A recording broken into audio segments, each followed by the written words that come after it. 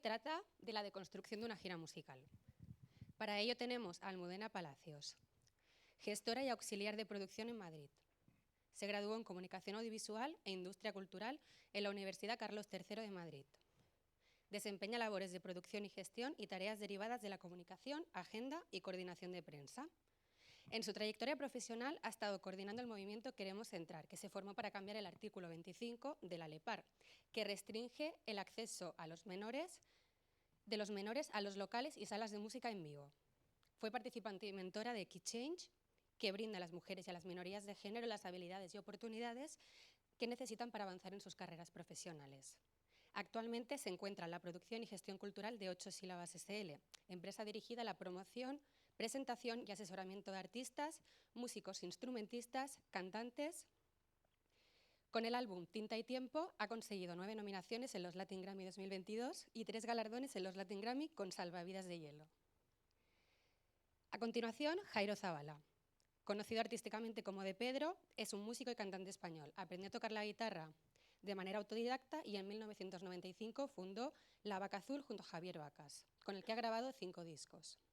Ha colaborado con músicos de todo el mundo en diferentes idiomas y sus discos han sido publicados en más de 30 países. También ha actuado como músico acompañante en otras bandas como Amparanoia y los estadounidenses Calexico, así como en programas de televisión como El Club de la Comedia, La Noche. En 2017, Zabala empezó su carrera en solitario como De Pedro, con el apoyo de Vetusta Morla. Actualmente se encuentra de gira por España y Latinoamérica. Miguel Ángel Cifo García es técnico de sonido y músico, se formó como tal, así como profesor. Y, por último, Álvaro García Vilches, responsable de producción y programación en la empresa Micromegas Producciones. Licenciado en Humanidades y máster en Gestión Cultural por la Universidad Carlos III de Madrid, posee amplia experiencia profesional en el sector público como privado en los campos de las artes escénicas, humanidades, plásticas y cooperación cultural. Anteriormente ha trabajado en la empresa de management, comunicación y booking Desvelo. Además, ha desarrollado su carrera profesional en Perú, México, Ecuador y Uruguay. También ha dado talleres de eventos en la Universidad Carlos III. Tenemos un último invitado que nos presentarán nuestros ponentes, ya que ha sido añadido a última hora y que seguro que os hace mucha ilusión. Muchas gracias a todos y disfrutad.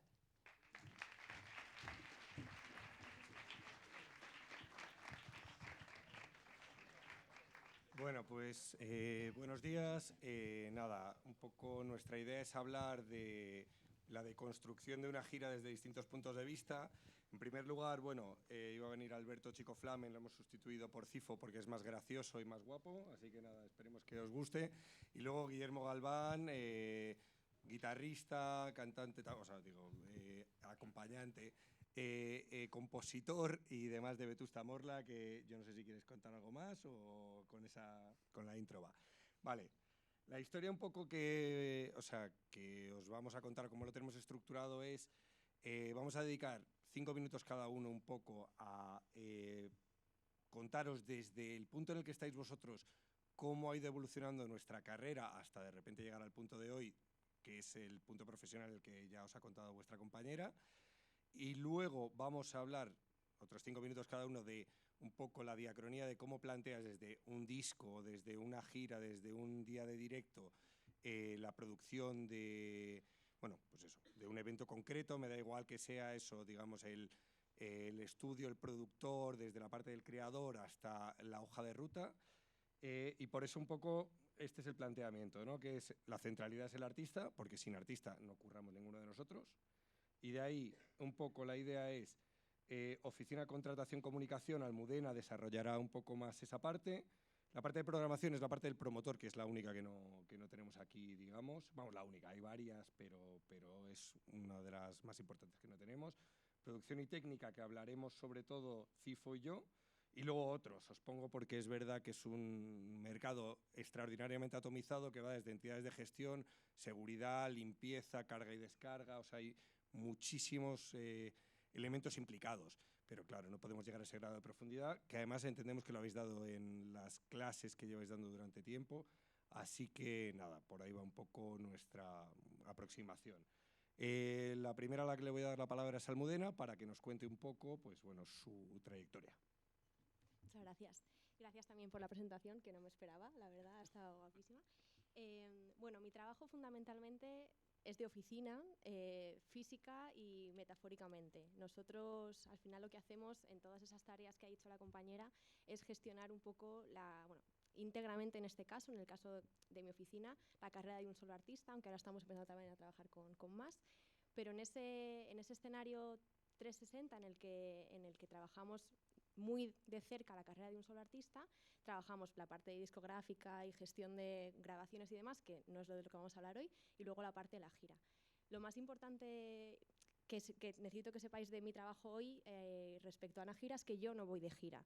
Y eso es bastante significativo porque, como bien sabéis, un concierto y un bolo no es solamente el bolo, no es solamente el día del bolo, no es solamente la previa del bolo, sino que hay una gran línea de tiempo temporal en el que entran muchos factores y muchos compañeros. Ninguno es sustituible, yo creo.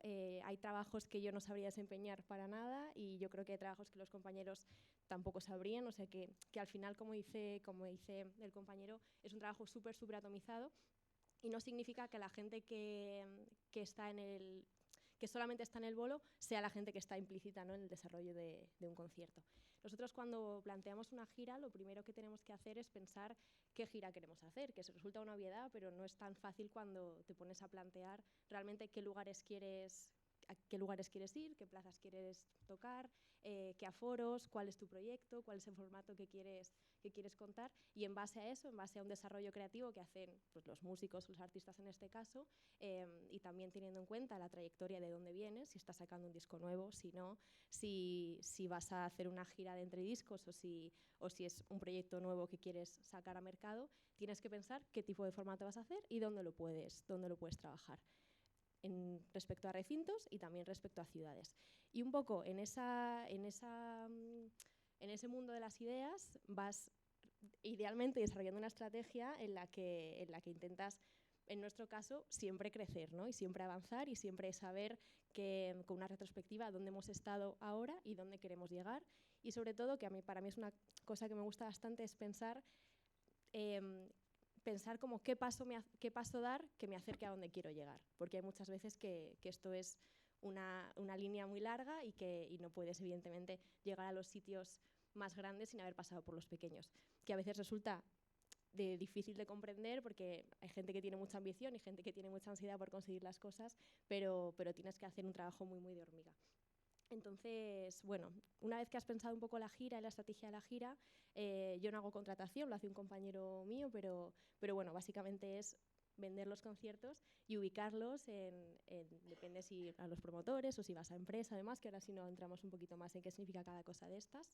Y una vez que tienes el concierto cerrado, que quieres comunicarlo, que tienes que sacar a la venta las entradas, que tienes que asegurarte de que los contratos están bien y que las condiciones que ha pactado nuestra contratación es la correcta para nuestro tipo de gira, porque no es lo mismo salir de gira con 14 personas que con 6, con 6 músicos y 6 técnicos que con 14 músicos y X técnicos. Todo ese trabajo de oficina que es muy en la sombra, que es muy de producción, para mí es también un poco el suelo y el sustento sobre el que luego permiten que el resto de cosas salgan bien y sobre todo que los compañeros trabajen en las mejores condiciones posibles, que es lo único que queremos, tanto los técnicos como los artistas, evidentemente, y que también vaya un poco a favor de obra siempre y a favor del proyecto musical que estamos intentando presentar. Entonces, bueno, en esa línea de tiempo en el que ya has contratado el concierto y lo has sacado a la venta, sí que entran más en juego los compañeros, y yo como oficina entro en juego de nuevo al final del concierto, a los días siguientes, los días después y demás. Sí que es verdad que lo mejor que te puede pasar como oficina es que el día del concierto, no tengas que hacer nada, porque eso significa que tu trabajo ya está hecho, y muchas veces en producción lo mejor que te puede pasar es el silencio, ¿no? Que no haya ningún marrón y no haya nada que resolver. Entonces, bueno, yo al final el trabajo que hago en el día a día es mandar emails, que es una coña bastante recurrente. Es un trabajo muy frondoso en el que al final haces muchas tareas, y haber llegado hasta aquí después de muchos años, después de 8 años, que al final es toda mi carrera profesional en la industria de la música, me ha permitido tener diferentes habilidades y diferentes planteamientos de ver las cosas, haber estado en diferentes posiciones dentro de todo este organigrama que decía el compañero y juntarlos todos, haber estado en ticketing, haber estado en accesos en producción, haber estado en festivales, haber hecho gestión de proyectos, para luego, pues creo que de la mejor manera que yo puedo hacer como profesional, entender un poco cada pequeña hormiguita y cada pequeña parte porque he estado más o menos en casi todas las posiciones, siempre no la técnica y no como artista, pero sí como parte de la producción, he sentido que cuando yo pongo a la venta las entradas y hablo con la tiquetera, sé lo que me están preguntando. Y en este camino de aprendizaje al final pues he llegado a esta amalgama de tareas que son muchas y que son también satisfactorias porque sientes que al final, aunque no estés de gira y aunque no estés en el bolo, tu proyecto pues también sale adelante. Y eso es un poco como en los 5 minutos el resumen de lo que hago. Si puedes, o sea, cuéntanos un par de proyectos que no sean el actual. Vale. Queremos entrar, por ejemplo. Vale. Bueno, pues Queremos Entrar, que es un proyecto que tú conoces muy bien. Fue una plataforma ciudadana que hicimos hace ya más años de los que me gustaría reconocer, porque al final el tiempo pasa. Yo empecé hace 10 años a estudiar comunicación, yo tengo 28, y hace 8 años empecé a currar en esto, con más trabajos que la Barbie también. Y nada, y entonces en ese impasse bueno, montamos una plataforma con unos compañeros para cambiar la normativa de la Ley de Espectáculos Públicos, porque en la Comunidad de Madrid la Ley de Espectáculos Públicos es una competencia regional derivada a las comunidades y entonces en Madrid, en la época en la que nosotros estábamos estudiando, no se podían entrar a las salas los menores de edad, podían entrar a los teatros, a los cines, a las plazas de toros, pero no a las salas de concierto, que es desde nuestro punto de vista donde realmente se genera ese hábito de consumo de música en vivo, en fin. Entonces, bueno, pues lanzamos una plataforma, no sé, espontánea y que los astros se alinearon y conseguimos convencer a mucha gente para que nos apoyaran. Éramos 5 chavales y nada, y entonces, bueno, pues conseguimos voluntad política, nos organizamos, que al final lo más importante en esta vida es organizarse y comprometerse. Y entonces, bueno, pues la verdad que conseguimos cambiar en la Comunidad de Madrid, con el apoyo de Guille, con el apoyo también tuyo, bueno, conseguimos voluntad política, presentar una PNL y cambiar la Ley de Espectáculos Públicos y conseguir que los menores entraran a las salas de concierto. Una ley que sigue vigente hoy en día y que tuvimos la suerte de poder replicar en otras comunidades autónomas también. Y bueno, eso es lo mejor que he hecho en mi vida. Lo hice muy pronto en mi carrera. Entonces, a partir de ahí ya todo de bajada, ¿no? Pero sí, claro. Entonces, como que las expectativas siempre están muy altas. Pero sí, la verdad que estuvo guay. Entonces, bueno, sí que fue un primer acercamiento, porque yo sobre todo soy consumidora de música, ¿no? Si se puede decir así, yo soy oyente, yo no toco ni el timbre, tengo 0 talento. Entonces, también haber hecho una primera... no sé, una primera plataforma, una primera experiencia semiprofesional o bueno, de compromiso y voluntad y activismo o de acción, ¿no? Para echar para adelante desde el consumo y desde oyente y desde mi posición como espectadora, pues también me hizo como tener tener una perspectiva muy clara de lo que para mí significa la cultura, cómo quiero trabajar la cultura, qué es lo que es importante, qué valores tengo, que son los míos personales y también son los míos profesionales. Entonces, esa parte como de defender el derecho a acceso a la cultura, intento como que sea como una cosa que es parte de mi identidad como profesional y bueno, pues esa es la historia que Queremos Entrar, que es una historia feliz que al final siempre me haces contar, pero la verdad que estuvo guay. Nada, pues solo un inciso en lo que os contaba de la estructura. Al final dejaremos un rato por si queréis preguntar, hablar o lo que os apetezca. Yo creo que si os parece pasamos a Jairo y a Guille, sobre todo, que bueno, forman parte de esa centralidad que son los artistas de los cuales dependemos todos los que trabajamos en la industria musical, para que yo creo que nos cuenten un poco, pues bueno, de dónde han venido y para llegar hasta donde están ahora mismo, que son parte de 2 bandas muy reconocidas. Yo creo que está bien si nos podéis contar un poco, pues bueno, vuestra experiencia también en este trayecto. Bueno, yo por edad voy a empezar. El hecho de que estemos aquí en este centro dando una charla a gente que sabéis de lo que estamos hablando es maravilloso. Perdonad que haga un poco de abuelo cebolleta, pero cuando yo empecé en esto no había una estructura, no había caminos, no había carreteras que nos explicaran qué pasa en un concierto, ¿no? Y había había información, pero estaba como muy segmentada y la guardaban muy pocas personas. Entonces, no es que fuera difícil, es que cada uno nos chocábamos contra diferentes muros, contra diferentes soluciones. No había un consenso de, pues, lo que acaba de explicar Almudena, ¿no? Hay estos pasos en los que es imprescindible transitar para que las cosas salgan medianamente bien. Y a veces no salen bien, porque es un trabajo de hormiguita, ¿no? Entonces, pues al principio pues éramos gente con ilusión, que nos juntamos en el local y nos dábamos cuenta de que pasaban muchas cosas, muchos errores de lo que vosotros llamáis producción.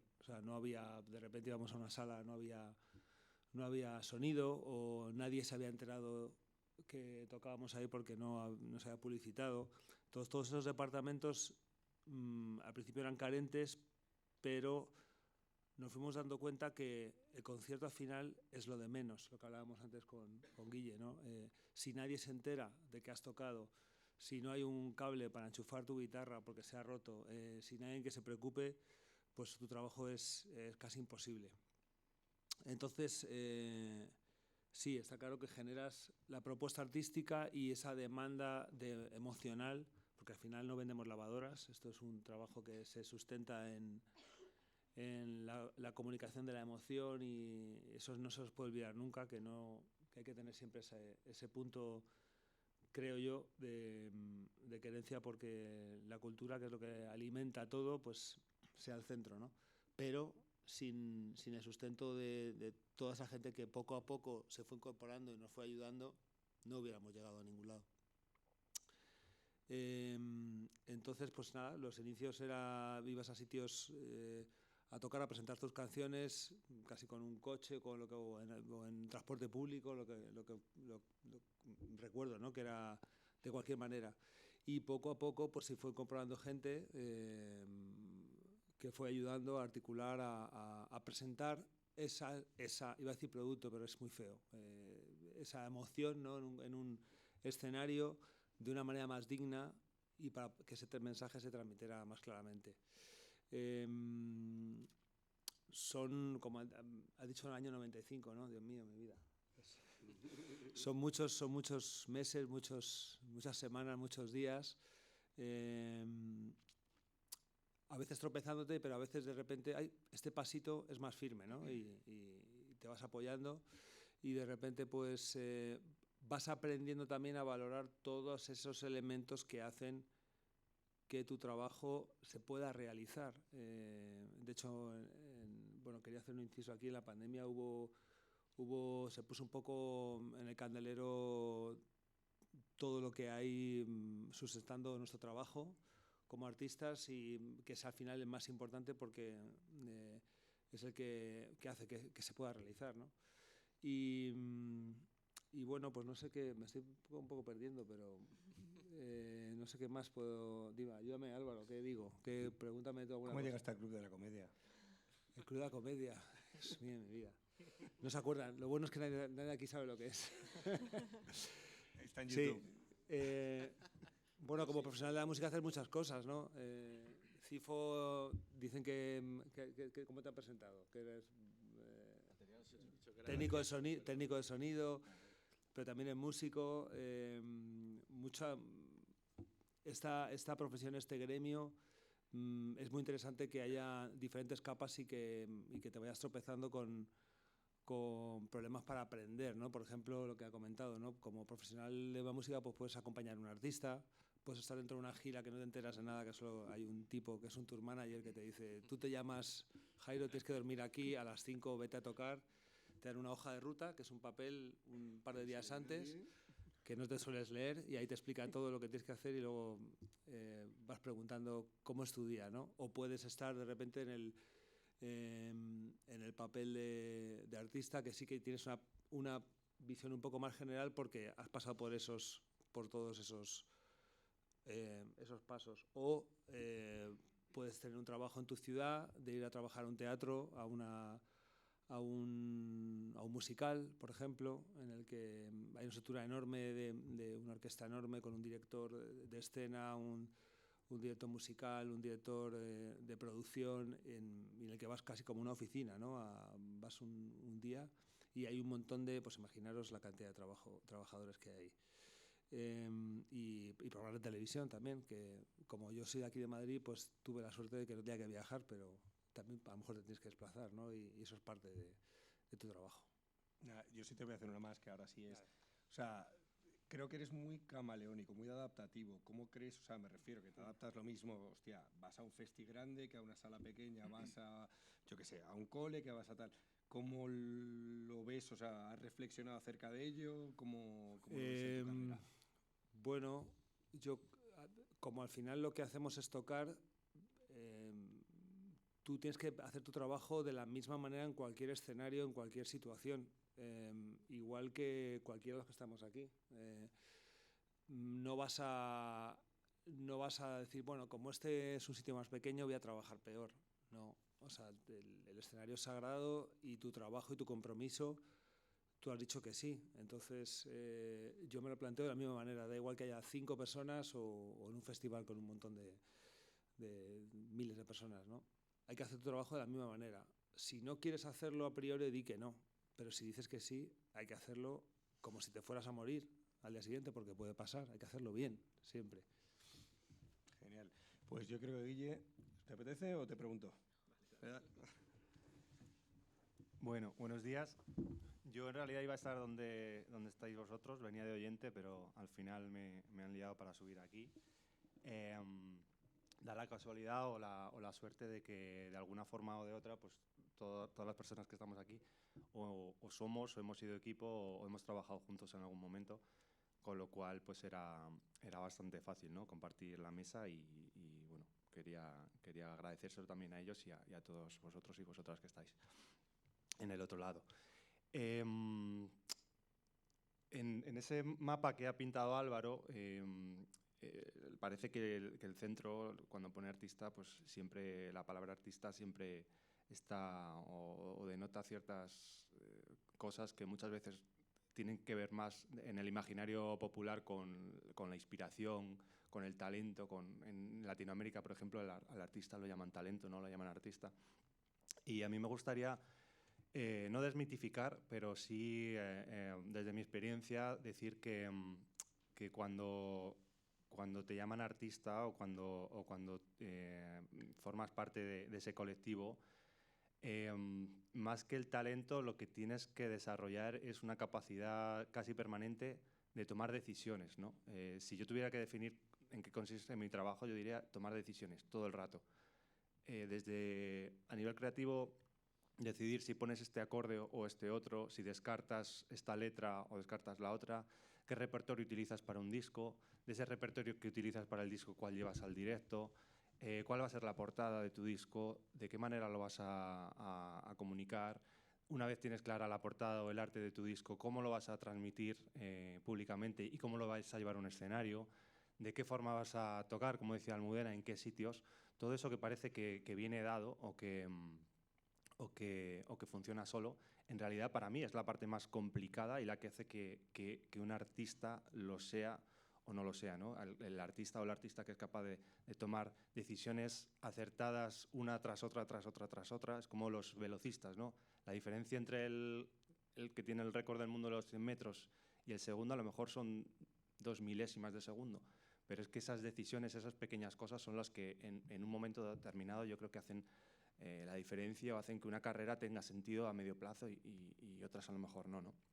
Y hablábamos justo antes, teníamos el chascarrillo de lo de las liquidaciones de los conciertos, ¿no?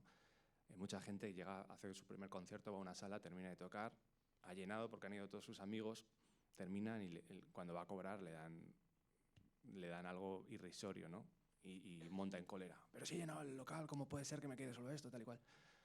Bueno, es que cuando liquida a alguien y cuando cobras por un concierto es quizá uno de los mejores momentos donde te das cuenta de que la música es un trabajo de equipos, ¿no? Y de que la música no es nada si no hay gente en el centro haciendo o produciendo canciones, pero no es nada si no hay alguien detrás que apueste por una banda y tenga un local donde toque, no es nada si no hay un manager o una oficina que saque conciertos.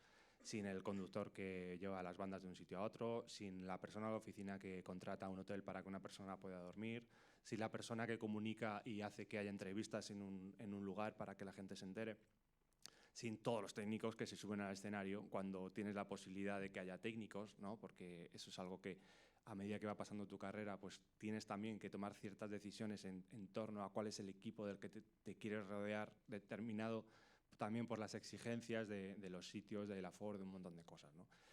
Entonces, yo creo que el momento de la liquidación de un concierto pone sobre la mesa ese mapa de cuáles son los oficios, ¿no?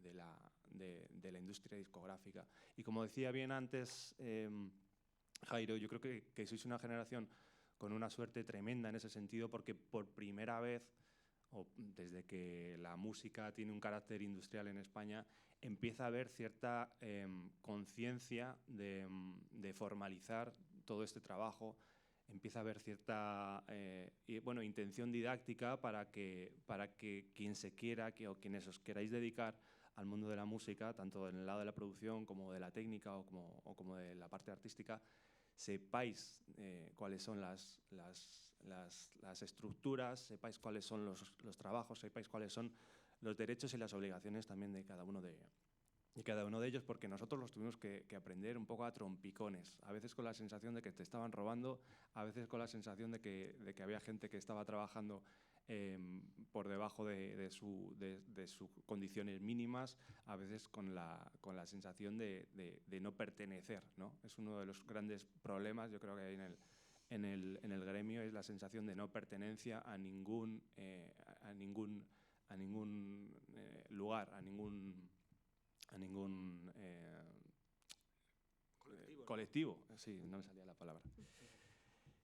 Entonces, para mí esa es la parte que yo creo que desde el otro lado, antes de salir a la industria o al mercado laboral, yo creo que lleváis esa parte muy ganada y que además tenéis la posibilidad también de tener enfrente a gente que ya lleva mucho tiempo trabajando y que ha ido generando esos lazos, ¿no? Parte yo creo que del drama de la pandemia ha sido ese miedo a que después de muchos años generando esos equipos y ese mundo relacionado con la profesionalización, porque al final no deja de ser eso, pues se haya empezado a deslavazar porque haya mucha gente que ha tenido que dedicarse a otra cosa o porque haya mucha gente que para subsistir ha tenido que cambiar de entorno laboral, ¿no?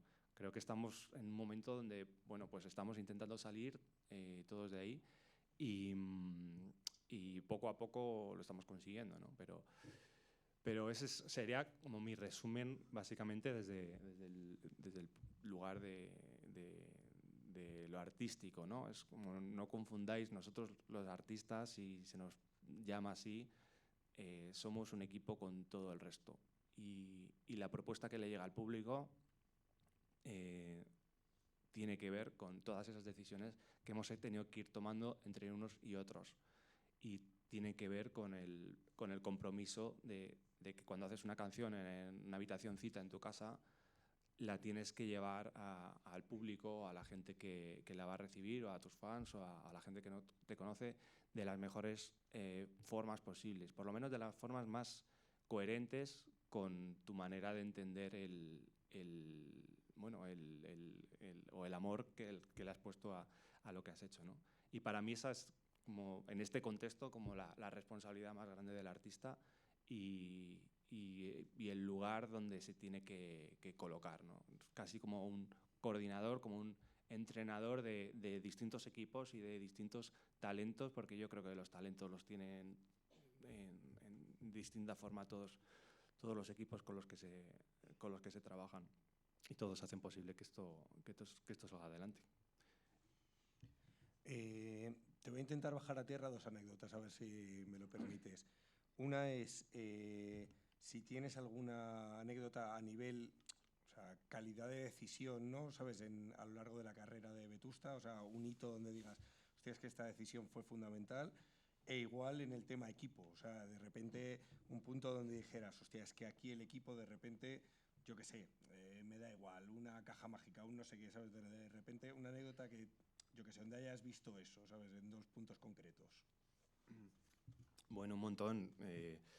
Normalmente, Vetusta es una banda de toda la vida, iba a decir, ¿no? De 6 músicos, de empezar tocando, como decía Jairo, yendo a los locales, a los garitos, preguntando quién te va a hacer el sonido, quién es el técnico, le saludas, haces la prueba de sonido, tocas y te vas, recoges, llamas a los colegas para que te echen una mano.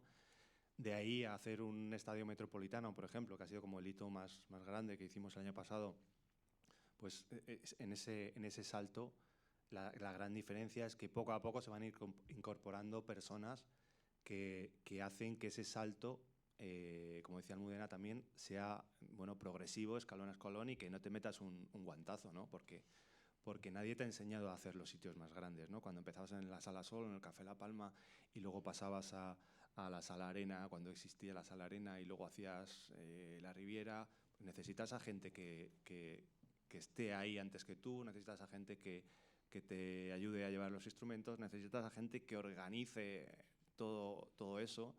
Entonces, parte de bajándolo a tierra, parte de la primera decisión, yo recuerdo una vez además que yo me puse un poco cabezota, cuando, por absoluta ignorancia, ¿no? Cuando nos dijo nuestro manager que teníamos que tener un road manager. Y yo recuerdo que dije que yo no necesitaba a nadie que me levantara de la cama y que me dijera a qué hora tenía que estar en los sitios. Porque yo pensaba en el fondo que eso era un gasto innecesario, ¿no? Que íbamos los 6, nos turnábamos para conducir, nos apañábamos entre los 6 para subir y bajar los instrumentos. Entonces, porque yo de verdad lo vivía como pues una historia como de pijos casi, ¿no? Aquí tiene que venir alguien a llevarnos la furgoneta si sabemos conducir. Es verdad que cuando haces 90 conciertos en un año, pues si terminas a las 3 de la mañana, encima tienes que conducir tú, irte hasta un hotel o hasta donde sea, pues estás cometiendo una imprudencia, ¿no? Y aparte estás haciendo que tu trabajo sea peor, porque estás más cansado, porque suceden cosas, pones en peligro la vida de gente también.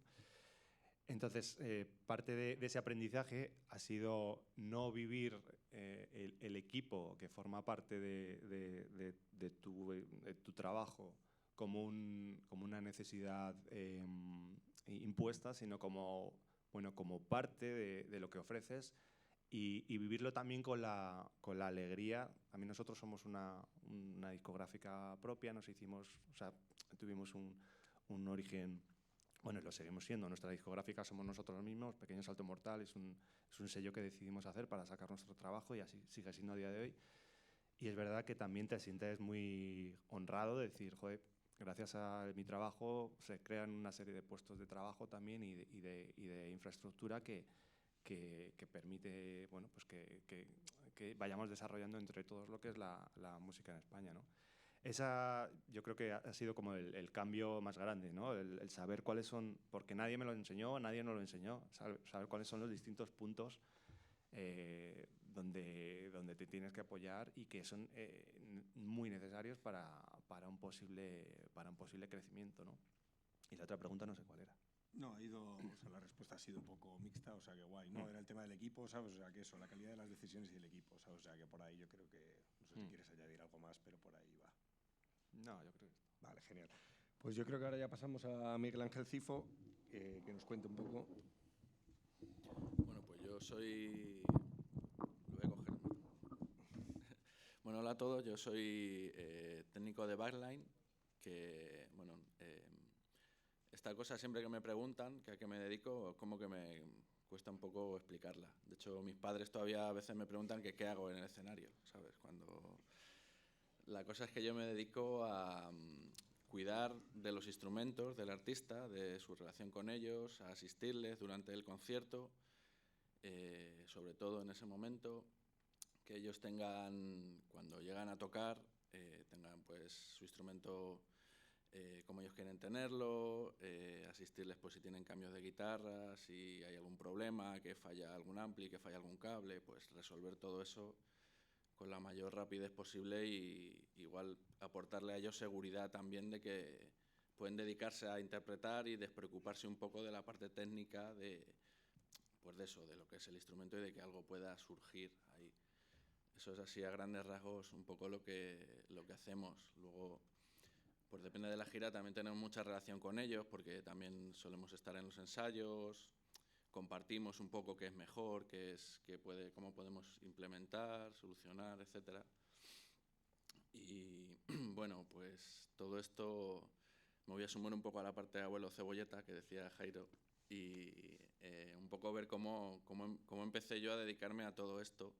Yo soy músico también, toco la batería y hace un montón de años me compré una furgoneta y tenía unos amigos que tenían un grupo que era el Mojo Project, que igual estaban empezando, pues todo esto que hablamos de que no sabíamos dónde íbamos, tal, me dijeron que si quería llevarle los instrumentos con mi furgoneta y todo esto pues en los conciertos iba derivando en, oye, pues en este tema ¿me puedes afinar la guitarra? ¿O me puedes cambiar la guitarra? ¿O me ayudas a montar la batería? Y todo eso fue como una escuela para todos, para ellos, para nosotros, para los músicos, todos los que estábamos allí trabajando con ellos, donde realmente aprendimos, así como a golpes, lo que hablábamos, y a palmar, a encontrarte con, pues eso, con situaciones como que, pues que llegas a un sitio y no hay ni escenario, ¿sabes? Y tienes que resolver y pues todo esto fue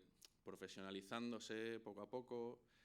Mojo Project después evolucionó con Allen, fue el Fandango, yo seguí con ellos, todo como que se fue, cada parte de cada técnico se fue ya colocando más, empiezas a abarcar menos, a hacer un trabajo más específico y así pues pasando por varios artistas, cogiendo mucha experiencia, llegué a trabajar con Vetusta Morla, que bueno, ya llevo unos cuantos añitos ahí y eso ha sido pues una escuela también gigante, porque también desde un poquito más abajo empezamos a hacer cosas más profesionales y pues hemos llegado a hacerlo de pues, todo esto tan grande del Wanda, etcétera.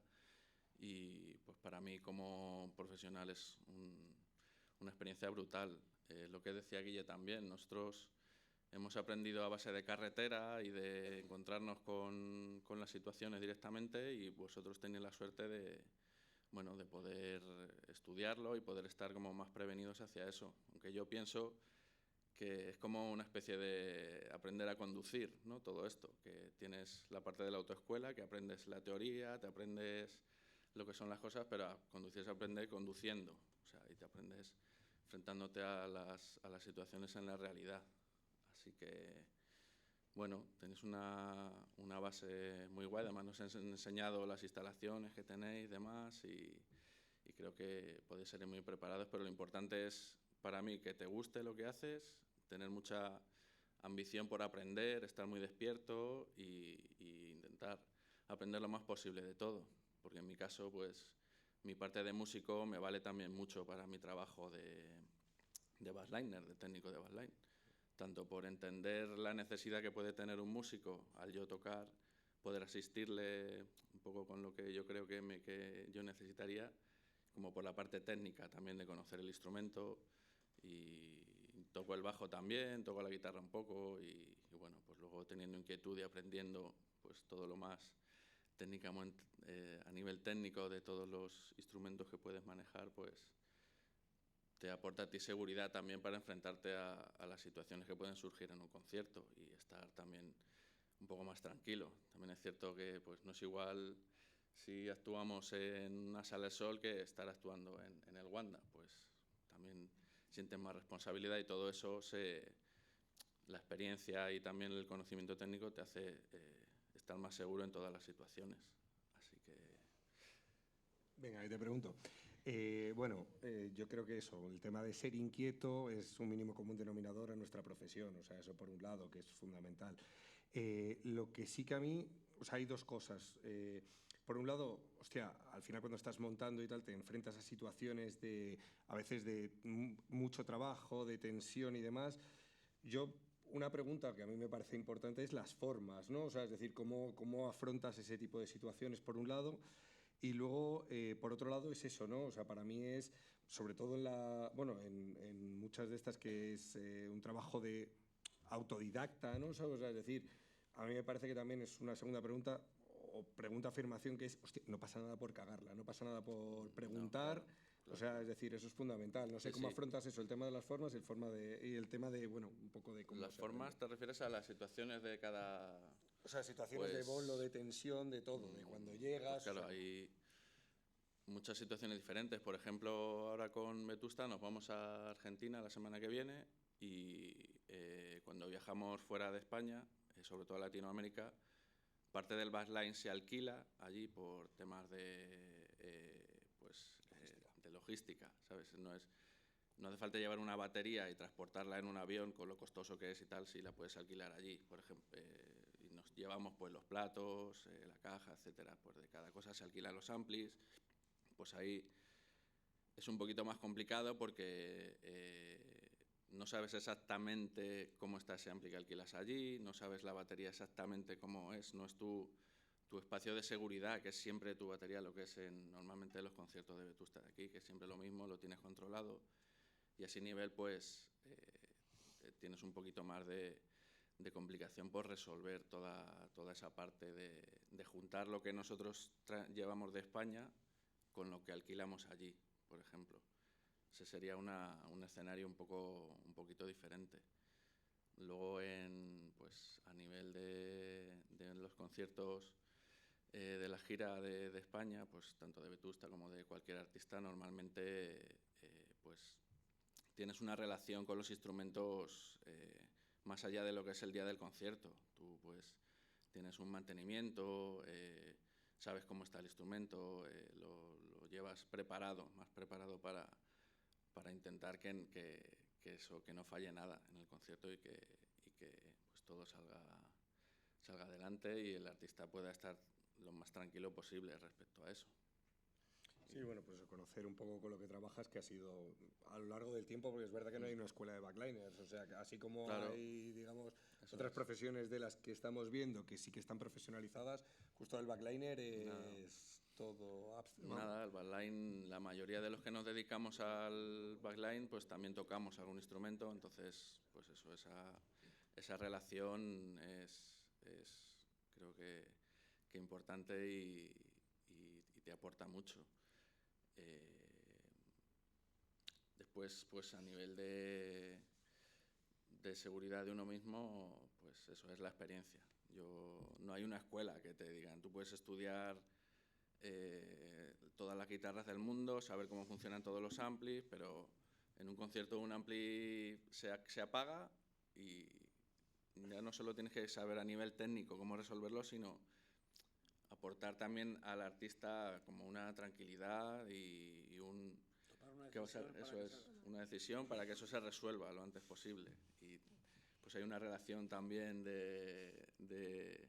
con la persona, algo también de psicología, etcétera. Bueno, pues eso, que cada persona luego, pues tú cuando estás en un escenario y enfrente de un montón de personas, pues tienes también tus nervios, tu reacción, pues eso, es como muchas cosas dentro de lo que es estrictamente el arreglar el amplificador. O sea que tiene, lo que yo digo, nuestro trabajo en la parte del backline es mucho de experiencia, más allá de lo que puedas conocer a nivel técnico, que también es importante. Genial, pues nada, si os parece, pasamos a la segunda parte, que la agilizamos, porque yo creo que hemos entrado en muchas cosas ya, que es, bueno, un poco, bueno, las etapas de la preproducción, producción y postproducción, oficina, producción, promotor, un poco lo mismo. Os he desglosado un poco qué hace quién, ¿vale? Para que un poco, bueno, pues al final identifiquemos. A mí lo que me gustaría es, en un plano ya así muy práctico, pues lo mismo, arrancando por Almu de vuelta, de repente llegar y decir, oye, pues Almu, ¿cómo planteasteis el nuevo álbum de Jorge de Tinta y Tiempo? Y así entrar en profundidad, ágilmente, pero entrar en profundidad cada uno en los casos en los que nos vemos implicados ahora mismo. Vale, genial. Sí que hay una cosa que me gustaría decir, un poco recogiendo lo que han dicho los compas, que es un poco, yo creo que en rodaje en cine está más claro, pero quizá en gira, que al final es un espacio muy análogo, lo que pasa que casi como medio itinerante, que son los roles que tiene cada uno en gira y los departamentos o las responsabilidades que tiene cada uno en una gira. Yo creo que para que el trabajo sea ordenado y también respetar como los espacios que cada uno tiene, bueno, o sea, como que en un recinto hay un espacio que es escenario, que tiene un jefe y que tiene unas normas, y luego hay otros lugares, ¿no? Entonces, no sé, sí que creo que es guay tener claro qué rol tienes en gira y respetar el trabajo también de los compañeros en eso. Yo no tiene ningún sentido que yo esté en escenario.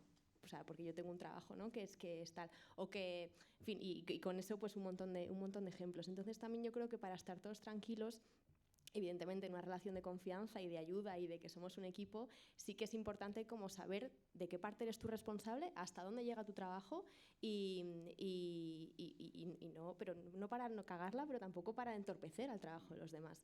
Y eso sí que es en términos como, aunque haya una horizontalidad, creo que es importante saber de qué es responsable cada compañero y para mí es como fundamental. Sí, o sea, eso al hilo, solo por cerrar un poco la idea, efectivamente, un poco lo que yo creo que se ha comentado de todos es que cada uno de los roles es imprescindible. O sea, cada uno de los roles que trabajamos somos necesarios, que parece a veces que ya no es solo pisarte, sino estar de más muchas veces, y no estamos de más. O sea, es tan importante el conductor que te lleva en carretera 6 horas, que esté fresco, que esté descansado, como la persona que ha hecho bien la contratación y sabe dónde vas, como el artista que se ha preparado el tema nuevo, como el backliner que saca la guitarra afinada o no. O sea, al final cada uno de los roles es imprescindible, por eso al final, bueno, estamos llegando a una estructura donde cada uno reconoce cuáles son sus tareas, claro, ¿no? Y la responsabilidad se acota también, que Eso entonces es. puedes trabajar mucho más tranquila. O sea, insisto, siempre con una predisposición de ayudar a los compañeros, pero hay marrones, porque hay marrones todo el tiempo en el que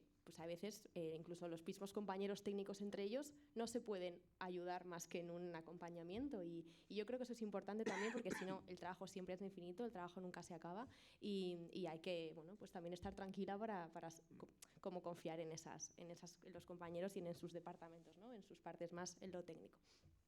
Bueno, pues así más rápidamente, yo trabajo con Jorge Drexler, como ya sabéis, y entonces, bueno, Jorge es un artista súper frondoso, bueno, muy interesante, y que hace giras muy largas, y como consecuencia de eso, o precisamente por eso, saca discos cada 4 o 5 años, ¿no? No es un artista de disco por año, sino porque tiene otros procesos también igual de valiosos que cualquier otra banda, cualquier otro artista. Entonces, bueno, cuando se planteó sacar Tinta y Tiempo, que es el último disco, nosotros trabajamos con Sony Music, que es una discográfica más estupenda, que tenemos un equipo de ahí, verdad, que un montón de apoyo, porque somos una oficina muy pequeña, de 2 unidades de personas. Entonces, el trabajo con la discográfica pues, es fundamental, porque además también al ser una grabación fonográfica, pues tienen ellos que también estar súper implicados. Entonces, bueno, el desarrollo del lanzamiento del disco, como hoy estamos hablando de giras, pues quizás es menos interesante, pero bueno, al final nosotros Jorge es un artista internacional que trabaja en España, pero también mucho en Latinoamérica, entonces para mí el reto más importante fue tener presente que no estás trabajando solo en tu territorio, sino que estás trabajando también en otros 20 y pico países que no son análogos a España, y que tienen sus propios códigos, sus propias maneras de comunicar, su propia prensa y su propia manera de acceder a la información. Entonces, bueno, eso es un poco para mí lo que más reto supuso, y bueno, pues ahí al final pues lo sacas y ya está. Yo solo una cosilla más, ¿cómo pasas sí. de el disco, ¿Sí? o sea, es decir, desde la oficina al directo? O sea, claro, eso es algo defines, ¿cómo acabas de acotar el proyecto? Justo. O sea. Bueno, eso es una dirección creativa de Jorge, de Campi, de los directores creativos y de directores de producción del Bolo, y a mí como persona, evidentemente, pues es tener una sensibilidad artística más o menos interesante, y siempre pues nos escuchamos y tal, y de hecho hicimos los ensayos que hicimos juntos, pero bueno, a mí al final como oficina estrictamente me llega una propuesta artística que tienes que intentar bajar a producción, ¿no? Entonces en nuestro caso pues es una producción un poco especial, en el que no hay nada en escenario, bueno, no hay nada de cable en escenario, súper limpita y demás, y eso pues lleva una serie de cuestiones técnicas que afortunadamente yo no tengo que gestionar y solamente tengo que ocuparme de que los compañeros pues consigan las cosas y si no pues les ayudo. Entonces bueno, una vez que tenemos planteado este tipo de show, que es idealmente que su espacio natural son los teatros y las cajas pues cerradas, nos vamos a plantear, este disco hay que girarlo por lo menos 1 año y medio y hay que girarlo no solamente en España, sino también en Latinoamérica. ¿A dónde vamos? Bueno, ¿dónde hemos estado ya? Y eso al final es para mí es como la parte clave, ¿no? O sea, vamos a estar en los mismos lugares que además Jorge, al ser un artista tan consagrado, tiene muchos espacios ganados ya, o vamos a intentar dar un paso más, o vamos a intentar igualar, que es el reto en el que estamos, que yo creo que estamos consiguiendo, igualar la cantidad de gente que viene a ver la Latinoamérica, que es mucha, comparada con la que le viene a ver a España, ¿no? Aunque estamos hablando de un artista bastante popular. Entonces, bueno, pues en esa dinámica al final hacemos una evaluación de costes, vemos qué es lo que nos cuesta el bolo, cuánta gente viene en gira. Nosotros somos 6 músicos, 6 técnicos, bueno, como 14 o 15 en gira, dependiendo si va a oficina o no. Y eso al final, chicos, tiene un precio. Tiene un precio y yo siempre, o sea, evidentemente el trabajo de la gente hay que pagarla bien, no trabajéis gratis si no tenéis remedio. Y entonces, bueno, al final eso, pues ¿cuánto me cuesta salir de casa? Para mí es como la clave. ¿Cuánto cuesta, como dicen, ¿no? Subirla, levantar la persiana? Y en base a eso y en base a los beneficios que quieres conseguir, se establece un caché mínimo. ¿Qué pasa? Que no es lo mismo. Depende también mucho, el caché muchas veces es variable, no es lo mismo a quién le vas a pedir ese dinero, ¿no? ¿Quién está al otro lado? Si es un promotor, si vas tú a una empresa que haces tú el bolo, o si vas a un festival. Es que eso es súper variable. Y yo creo que es muy interesante que sea variable y que seas también consecuente con el interlocutor que estás teniendo. O si estás en una ciudad de provincia, con mayor o menor capacidad adquisitiva, ¿y quién quieres que vaya a verte al concierto? Que para mí es súper clave. Yo siempre, desde la perspectiva como del espectador, creo que es importante que, evidentemente, poniendo siempre el valor del trabajo del artista y el trabajo de la producción, hacer los conciertos para mí, justo, que pueda acceder todo tipo de público. Y eso al final es una decisión, que es lo que comentaba Guille, es todo el tiempo tomar decisiones. Y cuando tienes la oportunidad de hacer un escalado de precios para conseguir una recaudación X por las entradas, pues hay gente que es más conservadora, hay gente que es menos, y eso también es un valor que tienes tú como profesional o como oficina, y cuando tienes la oportunidad. Nosotros hemos hecho el WeThink la semana pasada, ¿no? Hace 2, y a la hora de poner los precios del WeThink, que es un sitio que es muy caro, trabajar ahí es muy, muy caro, y hay una serie de butacas con la implementación con la que vayas, tienes que tomar la decisión, y eso también, para mí es tan importante el precio de la entrada como el sitio al que vas, como el festival que vas. Porque al final es que es la carrera que tú quieras hacer y el lugar donde tú te quieras posicionar.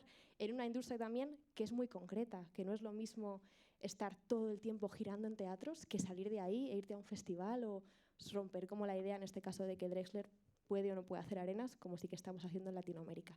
Entonces, bueno, pues en ese camino, intentando ser lo más coherente posible con el trayectoria que quieres hacer con este disco, con la suerte o menos suerte que tengas de recibimiento de prensa, de crítica, de público, etcétera, que al final nosotros la verdad que somos súper afortunados en eso, vas haciendo lo posible dentro de lo que, odio decir mercado, industria, etcétera, pero bueno, si somos como súper prácticos, dentro de los espacios que existen, ¿no?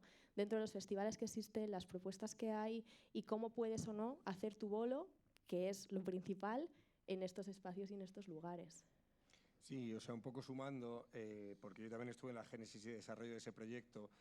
Claro, cuando se empiezan a desarrollar un poco propuestas como la de Jorge, que va a escalarse a nivel de recinto, pero a la vez va a tener un desarrollo, digamos, de puesta en escena casi de orfebre, porque tiene un linóleo blanco, ciclorama, una serie de focos muy especiales, porque tiene unas cuchillas, unos móviles con cuchillas que hacen los cortes muy precisos, todo con radiofrecuencia, porque no tenía que haber nada, porque en el fondo la idea base era un lienzo en blanco, ¿no? Era la crisis de creación de un artista. A partir de ahí, o sea, con la pandemia, llega un momento en el que reinterpreta todo lo de la pandemia, lo tira a la basura y se da cuenta que se tiene que volver a enfrentar a un lienzo en blanco, y ese era el desarrollo. Entonces, claro, al final tiene que haber un trabajo multidireccional de artista, oficina, producción, donde tienes que definir muy bien el equipo, tienes que definir muy bien el techo y el suelo de necesidades, y a partir de ahí, efectivamente no es lo mismo ir con todo el respeto y con todo el cariño de profesionalización a Asunción que ir al WeThink. Sí. Porque al final tú tienes una serie de proveedores aquí donde tú sabes que no va a haber, o va a haber problemas porque siempre los hay, pero tú tienes, como digamos, una dinámica creada con ese material, como hablaba Cifo antes, y en Asunción no tienes esa dinámica creada ni con ese material ni con ese personal. Y muchas veces pues, hay cosas tan tontas como que el linóleo de danza allí no existía, hay que inventarse el material con el que se desarrolla eso. Sí, no es una locura. Y luego también yo creo que hay como dos líneas temporales, ¿no? La primera en la que, vale, tú estás desarrollando un trabajo creativo que estamos trabajando en Aguas Vivas, esto es flexible y hay que respetar para mí al máximo los procesos de creación, pero a la vez, desde el punto de vista de contratación y producción, o sea, los bolos se contratan año a año vista, o sea, las producciones del año que viene están prácticamente ya, está todo el pescado vendido. Entonces, ¿cómo haces tú ese trabajo de qué es lo que estoy vendiendo? Nosotros tenemos la suerte de que bueno, pues al final Jorge tiene un nombre, tiene una garantía de calidad que es importante, pero en términos como más cuestiones de rider, de técnica y tal, es como, bueno, ¿pero qué me vas a traer? ¿Sabes cuánta gente me vas a meter? ¿Voy a poder estar de pie o los tengo que sentar porque es un bolo más tranquilo? Entonces, bueno, en esa línea de trabajo yo creo que es importante. Y luego también, insisto, hablo de Drexler porque es el artista con el que trabajo, pero yo creo que esto es extrapolable a todo el mundo. ¿Cuánta flexibilidad hay en tu bolo? ¿Cuánta flexibilidad hay en tu propuesta artística? Porque los lugares a los que vas a ir no van a ser los mismos y sí que puede haber una similitud entre, aquí me lo invento, el auditorio de Ferrol o el de Tenerife o no, porque no lo sé, pero si luego quieres llevar el show a otros sitios. Y luego también reboto un poco la pregunta a la gente que se ocupa de esto, ¿no? ¿Cuánta flexibilidad hay en vuestro show? Porque eso es importante también que lo sepamos nosotros y que sin querer, por supuesto, fallar, ¿no? a la obra y con todo el respeto a eso también. Esa es la otra. Yo creo que ahora por interpelación, no sé si Jairo, Guille, os apetece seguir un poco. Jairo, tú ahora estás en proceso de creación para un nuevo disco, pues yo qué sé, no sé si ahí también un poco nos puedes hablar de cómo lo afrontas, si quieres buscas productor, no sé qué. Lo mismo, Guille, tú ahora estás justo ya en lo que dices, o sea, ese disco lo estáis sacando hacia otros lugares como es Argentina. ¿Cómo afrontáis también un poco esa versatilidad de la que hablábamos? Vamos, un poco si nos... Sí, yo creo que esa parte es clave y facilita mucho el trabajo, sobre todo a las oficinas, porque cuando armas... Nosotros, antes de hacer la gira y de armar la escenografía y un poco la narrativa de lo que va a suceder durante el concierto, tenemos una reunión con nuestro manager o con la oficina diciendo, bueno, en la gira del siguiente año, qué sitios se barajan, porque en función de los sitios tú también preparas una cosa u otra, ¿no? Es importantísimo el lugar, ¿no? No solo por aforo, sino por acústica, por ejemplo, que es algo que poca gente se plantea, ¿no? Muchas veces te llega desde la oficina, voy a hacer de polímalo con las oficinas, no te llega a la oficina, vamos a un sitio para 5.000, ya, pero ese sitio, ¿cómo suena? Está preparado, no es un Palacio de los Deportes que cabe mogollón de gente, ya, pero ¿cómo está ese equipo? ¿Está ajustado? Hay sitios míticos en España muy grandes que tradicionalmente han sonado siempre muy mal, ¿no? Y que no parece que le importe demasiado a nadie, ¿no? Todo el mundo va allí y dice que suena mal, pero se siguen haciendo conciertos y conciertos y conciertos. Eso es algo muy importante porque te permite, en nuestro caso, por ejemplo, lo que solemos hacer siempre es hacer distintos formatos. Por suerte, tenemos ahora la oportunidad de hacer sitios muy grandes en España, sitios muy grandes en algunos países de Latinoamérica, pero también hacemos sitios medianos cuando vamos a Europa y tocamos en Berlín o en Ámsterdam o en Bruselas, o cuando vamos ahora, por ejemplo, hemos estado por primera vez en Ecuador, hemos hecho Quito, hemos hecho Cuenca, hemos hecho sitios para 1.000 personas, que nos permiten, por un lado, plantear quizá otros repertorios, pero también otra manera de relacionarnos entre nosotros. O sea, para nosotros siempre decimos que es muy sano poder decir, vamos a hacer un estadio, pero en el mismo año poder hacer una sala, porque las formas de relacionarte con la gente, contigo mismo, la forma de afrontar un show, un repertorio, no tiene nada que ver cuando tienes que formar parte de una obra audiovisual, que al final es lo que tienes que plantear cuando tocas para más de 4.000, 5.000 personas, porque tienes que, bueno, contar algo, no solo el que está en primera fila, sino el que te está viendo a 200 metros, ¿no? Y a partir de ahí tienes que generar algo con luz, con vídeo, con un montón de cosas, y tienes que sentir o entender que tú formas parte de una obra, eres un rol dentro de esa obra. Eso cuando estás en un garito donde se oye la máquina de hielos, pues es completamente distinto, ¿no?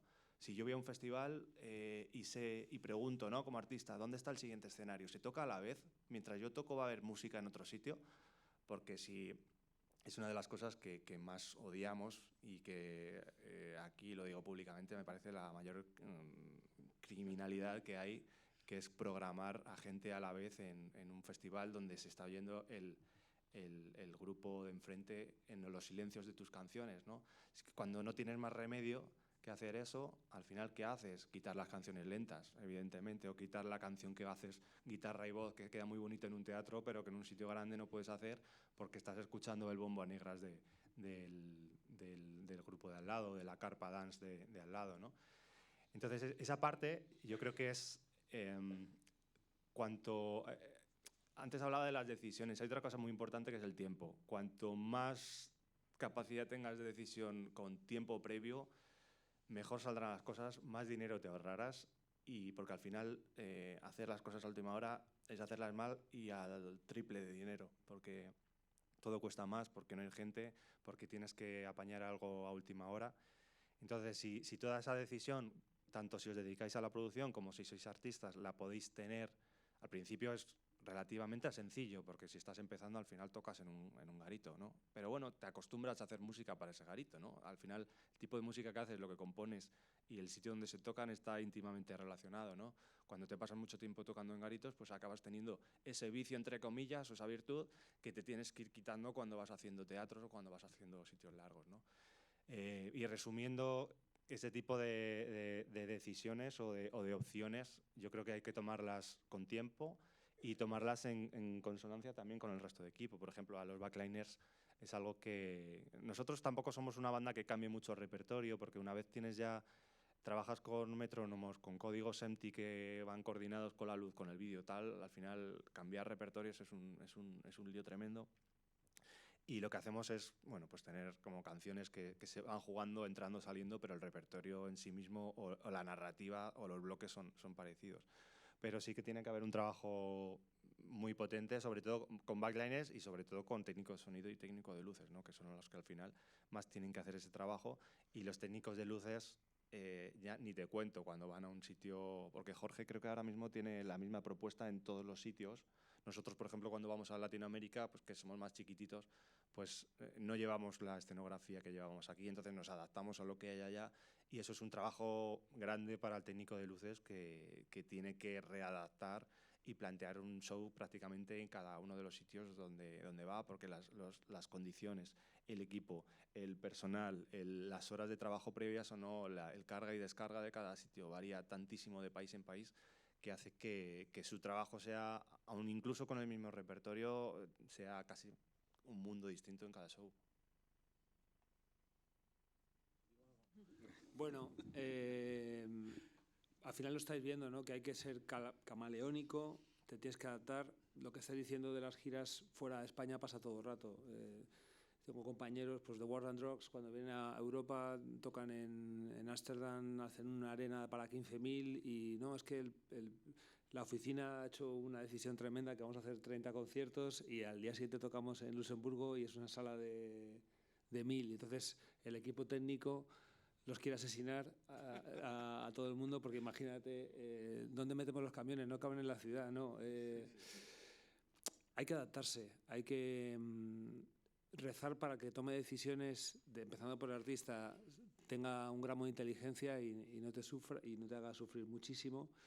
Y como artista tú tienes una responsabilidad también de saber lo que está pasando y de dirigir o hacer navegar el barco en la dirección correcta. Como cosa positiva, os digo que, como lo decíamos antes, el abuelo Cebolleta, no había gente formada, o sea, y sigue habiendo una demanda tremenda de gente bien formada, que evidentemente os hace falta mucha experiencia y la adquiriréis, pero lo más importante es la actitud, lo que decía antes. O sea, quedaros con eso, aprended todo lo que podáis. Lo importante lo vais a aprender fuera de aquí, pero que la actitud no os falle, que tengáis siempre los ojos abiertos, curiosidad, para aprender porque hay mucha demanda, nos hace falta muchos trabajadores en esta industria. Entonces lo que estáis haciendo aquí, si os lo tomáis muy en serio, os va a dar frutos. Y cuéntanos cómo estás afrontando el nuevo disco. Yo soy bastante más caótico que todos mis compañeros, los que están aquí en la mesa. Estoy aprendiendo incluso más que vosotros de cómo se deberían hacer las cosas.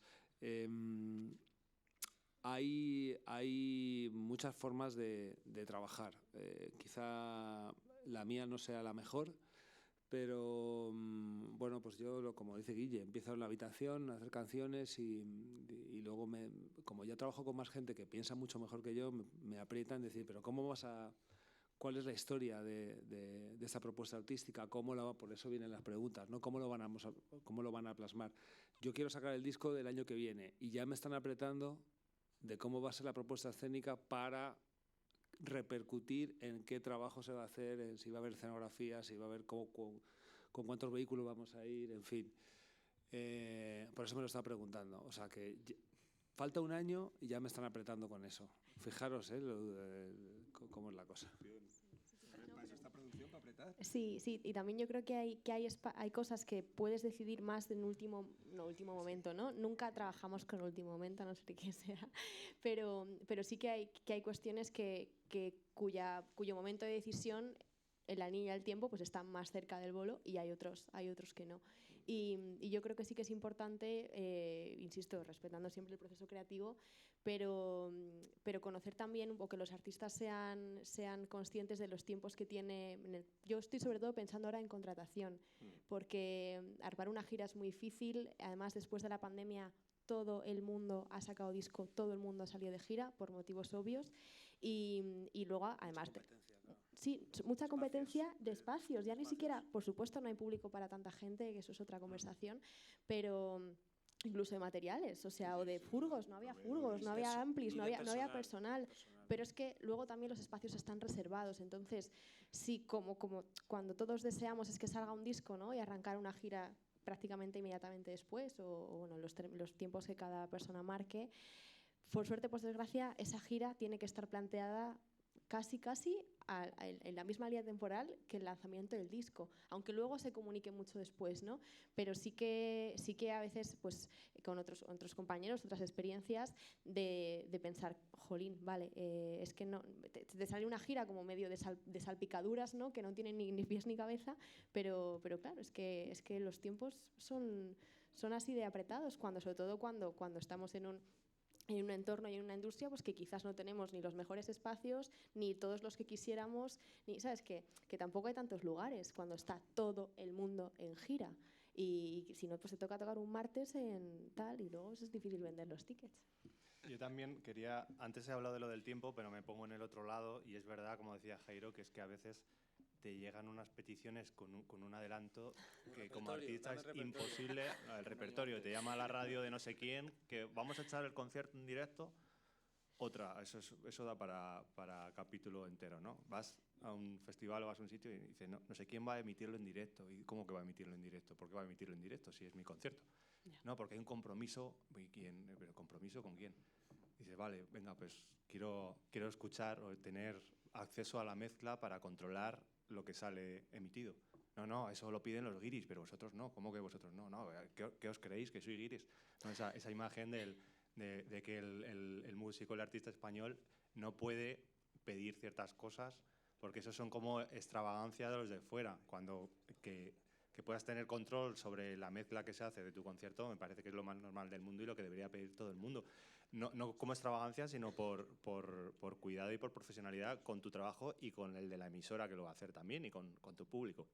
Bueno, esto lo cierro el paréntesis porque lo que quería decir es que muchas veces esa radio te pide que le mandes un mes antes el repertorio. Y dices, pero chico, ¿cómo te voy a mandar el repertorio si no sé lo que voy a tocar todavía? ¿Qué más te da? No, es que me lo piden porque lo tengo que pasar y lo tengo que pasar a autores y si lo dejo hecho ya, pues bueno, hay ciertas cosas y como decían, cierta cintura que yo creo que tenemos que aprender a manejar siempre, de posibles cambios, pero también de entender al equipo, al compañero del otro lado, que tiene mucha premura, pero que a lo mejor su premura va en contra del sentido común, ¿no?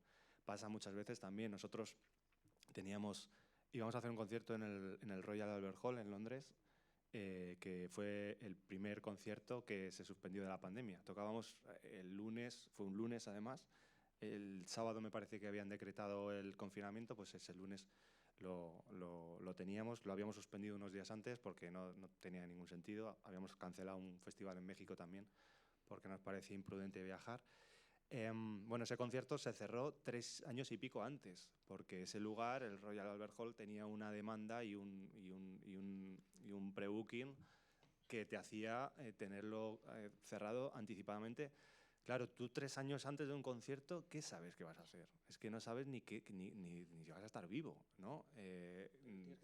Y tienes que tomar una decisión, pero tienes que entender que tienes que tener cierta manga para que si 3 meses antes o 6 meses antes decides que haya cierto cambio sobre lo que dijiste hace 3 años, pues tener la habilidad social también para, bueno, pues meterte en el bolsillo al que le vas a hacer cambiar un rider y que eso suceda. El ejemplo quizá más claro y más radical, ¿no?, que hemos hablado todos en la industria es la gira de Zetangana, ¿no?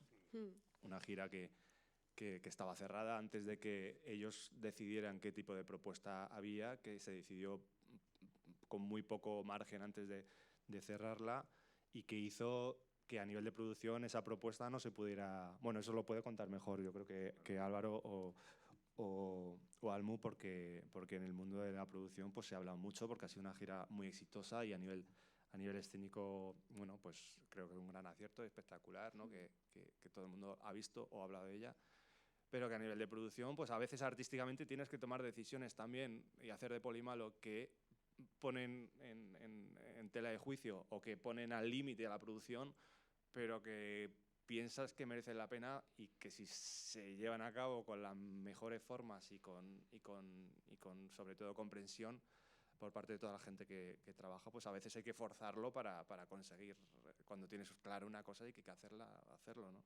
Creo que hubo bolos, ¿no?, en Latinoamérica que hubo que... El back-to-back se suspendió, por ejemplo, y luego, por ejemplo, aquí en Músicos en la Naturaleza tuvieron que duplicar escenario cuando solo tenían un escenario porque la propuesta no podía convivir con ninguna otra propuesta. Una pantalla frontal, 40 músicos en escena, realización directo tal, no podía convivir. Entonces, efectivamente, hubo mucha conflictualidad con promotores, con producción y demás. O sea, nosotros tenemos ahora un ejemplo claro. Por ejemplo, este año hacemos festivales, el año pasado fueron todos conciertos propios. Nosotros llevamos unas pantallas delante, en el trus de delante del escenario, que tienen motor variable, o sea que suben y bajan, ¿no? Esas pantallas en los shows normales haces la prueba de sonido, haces las pruebas, pues están abajo y luego terminas y las subes arriba y se quedan arriba hasta que empiece el show. Pero claro, eso en un festival es una putada porque haces que ese trus delantero no se puede utilizar en todo el festival hasta que llega tu concierto y les estás perjudicando a todos los grupos que van a tocar delante de ti y sobre todo les estás haciendo pasar a la producción del festival y al stage un marrón de la leche. ¿Tiene sentido que hagas eso o tienes que pensar, sobre todo, nosotros siempre tenemos un lema, ¿no? Es que cuando nos vayamos de los sitios crezca la hierba otra vez, ¿no? Es pensar que esa gente te tiene que volver a contratar y tiene que quedar contenta, no solo económicamente, sino a nivel de que currar contigo ha sido un lujo, que se lo ha pasado bien y que se lo has puesto fácil, ¿no? Entonces hemos tenido que idear una cosa, en una especie de carros que hacen que una vez termina la prueba de sonidos, eso se descuelga, se mete en unos raíles y te lo llevas a trasera. Bueno, pues eso es una cosa que en un concierto tuyo dices, no lo voy a hacer, ¿y por qué tengo que asumir ese gasto si es un problema del festival? Y bueno, es un problema del festival, pero a la larga va a ser un problema para ti, porque al final, pues, todo es de todos. Y te odia todo el mundo. Total, no, es que es súper importante que la gente cuando llegas al espacio, bueno, decidlo vosotros que sois los que vais en gira, que yo me quedo en casa, pero llegar a un lugar con los brazos abiertos, no solamente, ni siquiera del promotor como entidad, ni del teatro como entidad, de los propios compañeros, ¿sabes? Que la gente no tema que llegue tu producto, ¿sabes? Que eso es importante. Eso es, efectivamente. Vamos, si queréis, por el tema de los riders, o sea, para evitar anécdotas ajenas, que están bien, pero tal. Os hacemos rápidamente esto, os cuento el rider de Latinoamérica de Jorge Drexler, y si queréis hacemos un poco, para que Cifo también cuente cómo afronta un poco esa parte de peticiones de material en Argentina ahora que van, por ejemplo, y en España, y si queréis ya pasamos a preguntas para aligerar. Nada, como os decíamos, es que al final tú lo que tienes que hacer es describir muy claramente lo que llevas y lo que pides, ¿vale? Es tan fácil como eso. Llevamos 2 Waves Emotion LV1, vale. Entonces, vale, las consolas que hay, las de FOH y monitores son propias. Parte del backline, porque en Latinoamérica no llevamos, o sea, llevamos un ATA, que ahora os explicará Cifo lo que es el ATA, pero no llevamos un cargo aéreo. Entonces, mesa de iluminación, una Champions Wing, vale. FOH, bueno, pedimos los controles que son, la comunicación de categoría de RJ45 entre consolas, los cables, tal. Pero aquí empezamos sobre todo con las peticiones reales, que es donde empezamos a pedir cosas en Latinoamérica, que es donde a nosotros se nos hace difícil en ese sentido. Es verdad que la negociación de Jorge en Latinoamérica no es que sea fácil, pero es un artista suficientemente potente como para poder empujar, ¿vale? No hay sistemas de in-ears, vale. Este año pasa todo a limpiarse, antes iba con cuñas, ahora son in-ears, venga, pues tenemos que pedir in-ears. ¿Qué sucede con las peticiones de in-ears? Lo mismo. Shure lleva 45 sistemas de in-ears que llevan pagados 2 años para Fluge que no les entregan, etcétera, etcétera. No hay materiales. Entonces, primer sufrimiento. Si no llevas in-ears en gira, como por ejemplo si lleva Vetusta o si lleva De Pedro, bueno, pues empiezas a tener que negociar. Lo que pasa es que tú no puedes bajar de ahí, ese es un suelo. O sea, los in-ears son un suelo, tú no puedes volver a pasar a cuñas. El show se te va a la mierda si pasas a cuñas. Personal, bueno, pues eso. Descripción de personal, escenario y corriente, vale. Sobre todo vamos a ver la lista de canales, que hay parte de la microfonía que se lleva y parte de la microfonía que se pide. La microfonía no suele ser tan conflictiva. El problema es esto, la UHF o RF. Empiezas a tener todos los instrumentos con UL4, o sea, con los 4D, empiezas a tener emisoras, receptoras, necesitas un técnico de RF bueno, si no, no funciona, necesitas toda la microfonía inalámbrica y además, esto es un problema. Y el otro problema es que es necesidades de backline. Nosotros tenemos una petición de backline amplia que tiene que ser cumplida. No te vale un Fender Twin chino, te tiene que valer el Fender Twin tal. Entonces, al final, bueno, pues tú ahí tienes lo que os decíamos antes, un techo, que es, haces un Withing y tienes un techo, y aquí tienes probablemente un suelo. De aquí no puedes bajar. Si de aquí bajas, el show no funciona. Entonces, yo no sé si Cifo, si quieres, que creo que tienes el ejemplo más claro ahora, que vas a Argentina la semana que viene y una gira de tal, abro si quieres un cuaderno ATA y les vas contando. Vale. Pues nada, en cuanto al backline ahora para Argentina, nosotros... Ahora lo cuento. Nosotros enviamos un documento con unas necesidades de backline y pedimos, pues como habéis visto ahí, un tipo de batería concreto, le damos 3 opciones, pedimos unos amplis, le damos varias opciones y ellos, la empresa de backline, ya sea si es un concierto solo de Vetusta, es una empresa local, o si es un festival, es la empresa que hace el festival, todo el backline y todos los grupos, nos mandan una contrapropuesta, es decir, nos mandan lo que tienen, lo que nos ofrecen. Y sobre eso pues negociamos. Si pides una batería de los 60 con ciertos parches, etcétera, pues hay sitios en los que te la van a proporcionar porque la tienen y en otros no la tienen directamente. Entonces te mandan otro modelo y con eso pues ya tú le mandas lo que te vale, lo que no te vale, es como una especie de envío de mails ahí de negociación para llegar a un punto en el que, como decía Álvaro, pues el mínimo que puedes aceptar para que el concierto se pueda dar en las condiciones óptimas. Vamos con lo del ATA, si quieres, para no enrollarme más. Cuando vas por ejemplo, ahora a Argentina, lo que os contaba antes de que llevamos parte de material nuestro y parte que se alquila, pues para pasar una aduana en muchos países de Latinoamérica hay un tratado, que es un tratado que se llama ATA, en el que tú haces una importación temporal de material, importación y exportación, es decir, te dejan meter todo ese equipo que llevas durante X tiempo en el país y sacarlo después a través de la aduana, y eso lo haces pues para no pagar los aranceles propios de la aduana. Entonces, no vas a revender el material, sino que vas a hacer un uso temporal profesional. Ellos quieren que tú el material que metes en el país lo saques cuando te vas, y lo que controlan es eso, que tú no vas a vender, por ejemplo, unas guitarras que llevas, las vas a vender más caras ahora en Argentina porque tal, no quieren que hagas negocio con eso. Entonces se envía a través de la Cámara de Comercio, se sella el documento y cuando salimos de España en el aeropuerto vamos con todo el material que llevamos desde aquí, pues la caja, los platos, las guitarras, los teclados que podamos llegar, se elabora el documento con lo que cuestan, qué va en cada fly case, el número de serie de cada aparato que llevamos, y te lo revisan en la aduana. Pues a veces son más exhaustivos, a veces menos, a veces te abren uno al azar, a ver si concuerda. Entonces en España te sellan en la aduana ese documento, y cuando llegamos a la aduana de Argentina, de Buenos Aires en este caso, pues igual vas a la aduana con tu documento sellado en España de que lo han revisado allí, y te vuelven a hacer lo mismo. Pues te preguntan o te abren, depende del qué día tenga el empleado de aduanas allí que te encuentres. Pues a veces te hacen abrir todo, a veces te hacen abrir uno y que concuerde el listado que llevas, el número de serie y el número de bultos y que es el material que es, con lo que tienes reflejado en el ATA, y te lo vuelven a sellar otra vez, como que está eso bien. Y una vez que estás dentro del país ya puedes moverte con todo el equipo para hacer todos los conciertos, y a la salida del país, cuando volvemos a España, en este caso, pues en la misma aduana de Buenos Aires, te vuelven otra vez a pedir el documento sellado de todas las veces desde España, y otra vez te vuelven a revisar que vuelves con todo lo que traías y te lo vuelven a sellar, y otra vez el mismo proceso al llegar a España. Pues al llegar al aeropuerto de Barajas, vamos con todas las maletas, con 1000 bultos uno encima de otro, pasas por aduanas, igual pues te abren algún fly case para ver qué corresponde el bulto que es con el número de serie, y si está todo correcto, pues te puedes ir a casa. El problema de eso, pues si llevas una cosa que no se corresponde, pues ya es un poco de lío. Ya depende de, pues eso, lo que es una aduana, básicamente. Sí, eso es.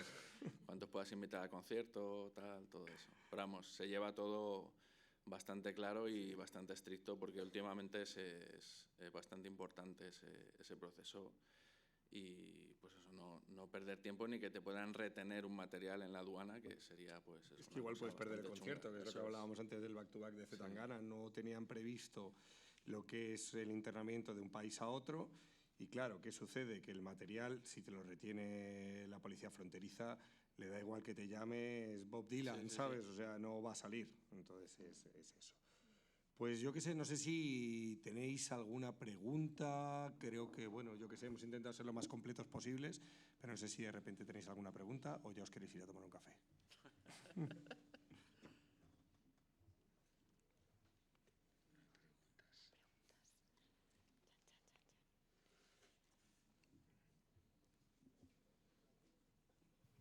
Muchas gracias a los 5. Ha sido muy enriquecedor escucharos y conocer más acerca del sector musical y las diferentes facetas que abarca, pasando por producción, coordinación, el proceso creativo y la parte técnica. Muchas gracias.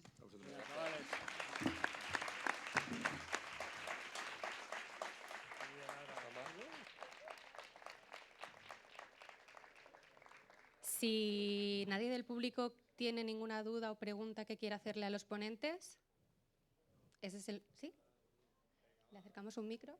Gracias.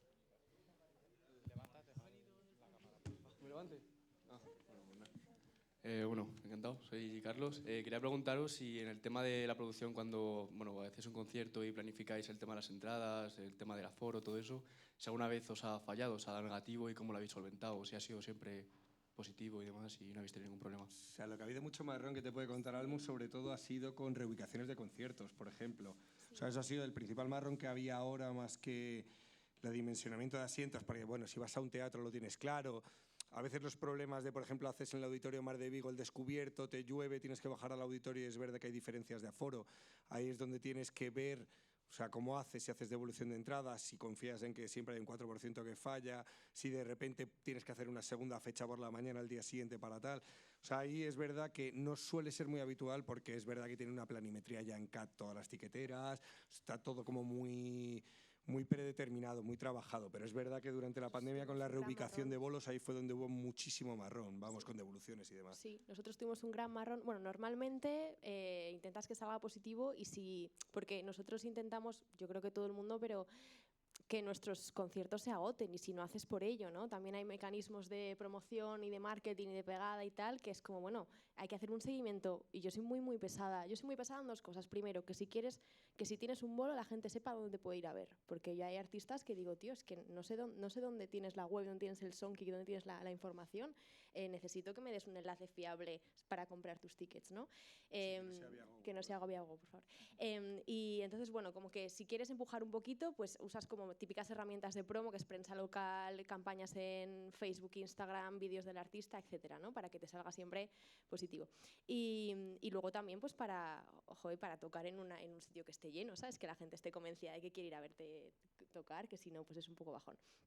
Y luego, en términos de reubicaciones, aforamientos y tal, nosotros tuvimos un gran marrón, porque nosotros uno de los últimos conciertos que cancelamos de la gira anterior, que lo hicimos en Madrid, en un teatro, claro, ese show estaba vendido a aforo completo del teatro, creo que eran 1.500 butacas, ¿no?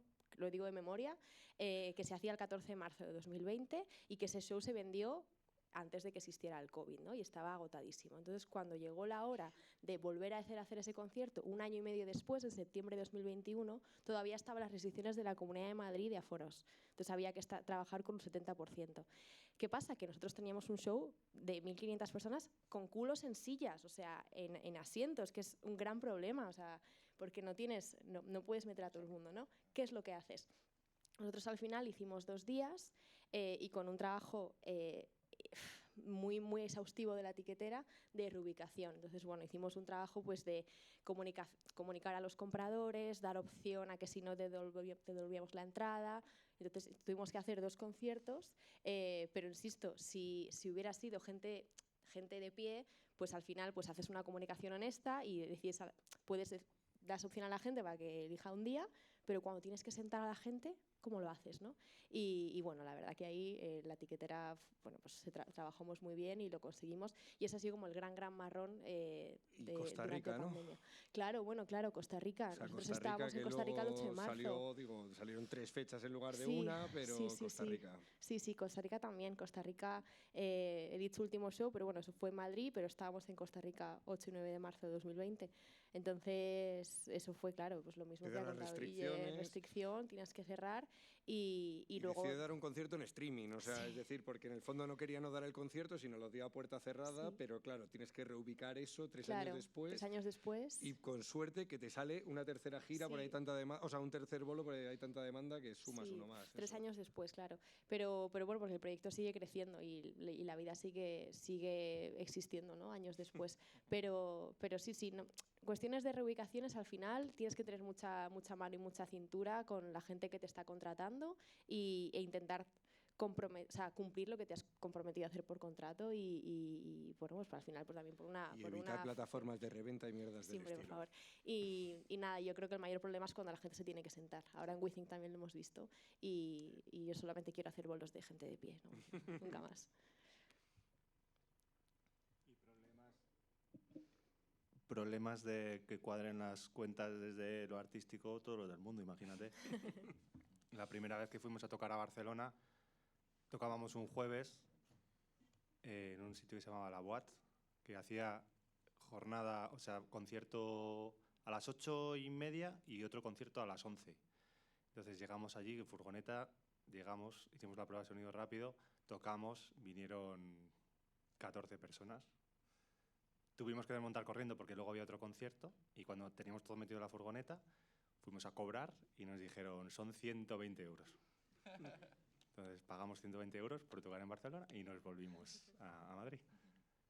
Más gastos y demás, eso. Sí, bueno, claro, más todo lo demás. Total. Yo creo que hay veces también en el que se hacen apuestas, ¿no? Que dices, bueno, quizá este concierto no vaya a ser el que vaya a conseguir más dinero, pero por el posicionamiento que vaya a tener dentro de la industria o de lo que se supone que es el circuito al que me quiero acercar y tal, estoy como dispuesto a no ganar dinero en beneficios, ¿no? Con el trabajo de los compañeros siempre cubierto y necesidades y demás, pero que al final yo creo que también en las estrategias de gira o de bolos de la gente hay veces que, bueno, pues que tienes que hacer como apuestas desde la oficina o desde tu equipo de curro no sé, porque a veces parece que es como la manera también de seguir avanzando. Pero yo creo que tienes que hacer apuestas constantemente, el pelotazo no Sí. existe, o No, sea, es no, decir, no, al ya, final ya. es toda una suma constante de Sí, trabajo. sí, sí. Pero como que hay espacios que quizás dices, bueno, no estoy consiguiendo mi ideal o mi caché completo o lo que sea, pero me compensa porque va a venir gente a verme que normalmente no vendría, o yo qué sé, o al revés, o voy a sacrificar un poco de mi propuesta artística súper concreta y súper cerrada porque voy a ir a un festival y tengo que saber qué gente va a los festivales y qué tipo de espectador voy a tener, y que quizás no soy yo como el principal cabeza de cartel o la motivación para comprar el ticket, pero en contrapartida pues estoy haciendo a gente más joven, estoy haciendo a gente que va a aprovechar y va a ver mi bolo, que ojalá sea público cautivo para luego venir a que se compre mi propia entrada para bolo mío. Y entonces, bueno, yo creo que ahí yo creo que hay que ser flexible, pero bueno, pues hay gente que prefiere no hacerlo, ¿sabes? Que todo esto es válido. Hay una anécdota muy bonita derivada de un problema de ticketing que hubo hace muchos años en la Casa Encendida en Madrid, en un concierto de Patti Smith. Creo que fue hace 15 años o por ahí. Y la tiquetera se equivocó y las entradas que vendió le generó un código doble. Entonces, antes, el día del concierto, se dieron cuenta, el día del concierto o poco antes, que habían vendido el doble de entradas de las que se permitía. Y volviendo a lo de la flexibilidad y a la imaginación a la hora de solucionar problemas, ahí quien dio un paso adelante fue Patti Smith, que dijo que hacía 2 conciertos. Y hizo 2 conciertos, uno a las 8 y otro a las 10, para que nadie se quedara fuera, porque ella asumía que, bueno, que era un problema del ticketing, pero al final era ella la responsable de todo. Total.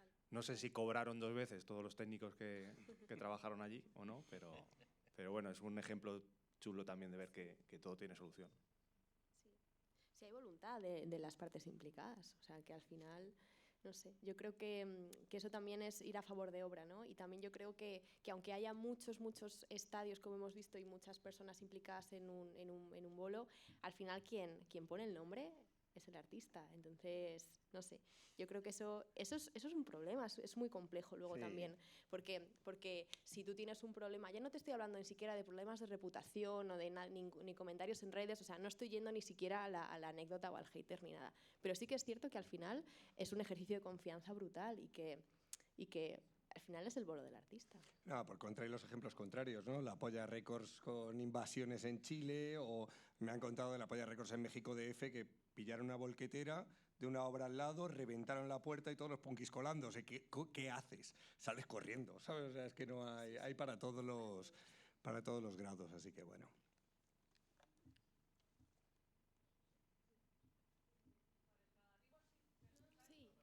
Pero yo creo que porque están emitiendo, o sea que no sé si será mejor que pilles el micro. Gracias. Vale, buenas. Vale, yo quería preguntar, porque, bueno, por preguntar un poco por tema de iluminación y técnicos, no sé si me podríais responder. A la hora de acceder como técnico de iluminación, ¿acostumbráis a tener un equipo concreto? ¿Ya tenéis técnicos de confianza? ¿Lo elige más bien el grupo, por ejemplo, Vetusta Morla? ¿Va más bien por la productora? ¿Cómo más o menos gestionáis eso? Bueno, para empezar es que depende de la escala, ¿no? O sea, hay grupos que no llevan técnico de luces, sino que lo hacen con el técnico de luces de sala. Hay la escala intermedia que vas con técnico de luces, pero muchas veces lo que se hace es un diseño, pero como tú no, o sea, te tienes que adaptar, digamos, probablemente a rider de teatro o de sala, vas haciendo adaptaciones y probablemente ese diseñador no vaya, sino que tengas 3, 4 luceros en rotación, porque no tienes suficientes bolos para que una persona viva solo de eso. O sea, es decir, que tienes varias giras, y luego tienes las giras gordas, que siempre es el mismo lucero, que ahí os puede decir Guille si queréis, pero eso, depende un poco de las escalas. Normalmente, pues yo de donde veo que saca mucha cantera los luceros reputados, o sea, por ejemplo, Rafita Carvajal, que es el de, yo qué sé, el de Fito, el de Dani Martínez, de tal, pues por ejemplo lo saca mucho de escuela, de irlo sacando de Fluge, Milán, no sé qué. O sea, tú vas viendo en proveedores gente que te va sirviendo, y lo que vas haciendo es, les vas poco a poco haciendo que trabajen en giras medias para que poco a poco ellos se vayan desarrollando, fogueando, ¿sabes?, en todo eso, y ya ellos van adquiriendo propuestas. En general aquí somos todos autónomos, ¿vale? O sea, no hay... O sea, digo, salvo los proveedores técnicos, pero si tú lo que quieres es ir en gira, la mayoría somos autónomos, ni siquiera pymes, o sea, autónomos. Entonces, bueno, pues muchas veces es... Bueno, Por postor. no, yo no soy autónoma y Bueno, ojo con eres el de los estatuto del pocos. artista y Sí. todas las historias, o sea que es complejo ese... Sí, bueno, eso es verdad que va a cambiar ahí todo, pero bueno, Ya nosotros cambiando. tampoco somos trades, ¿sabes? O sea, que eso es una discusión ahí y tal. Ya sabéis que...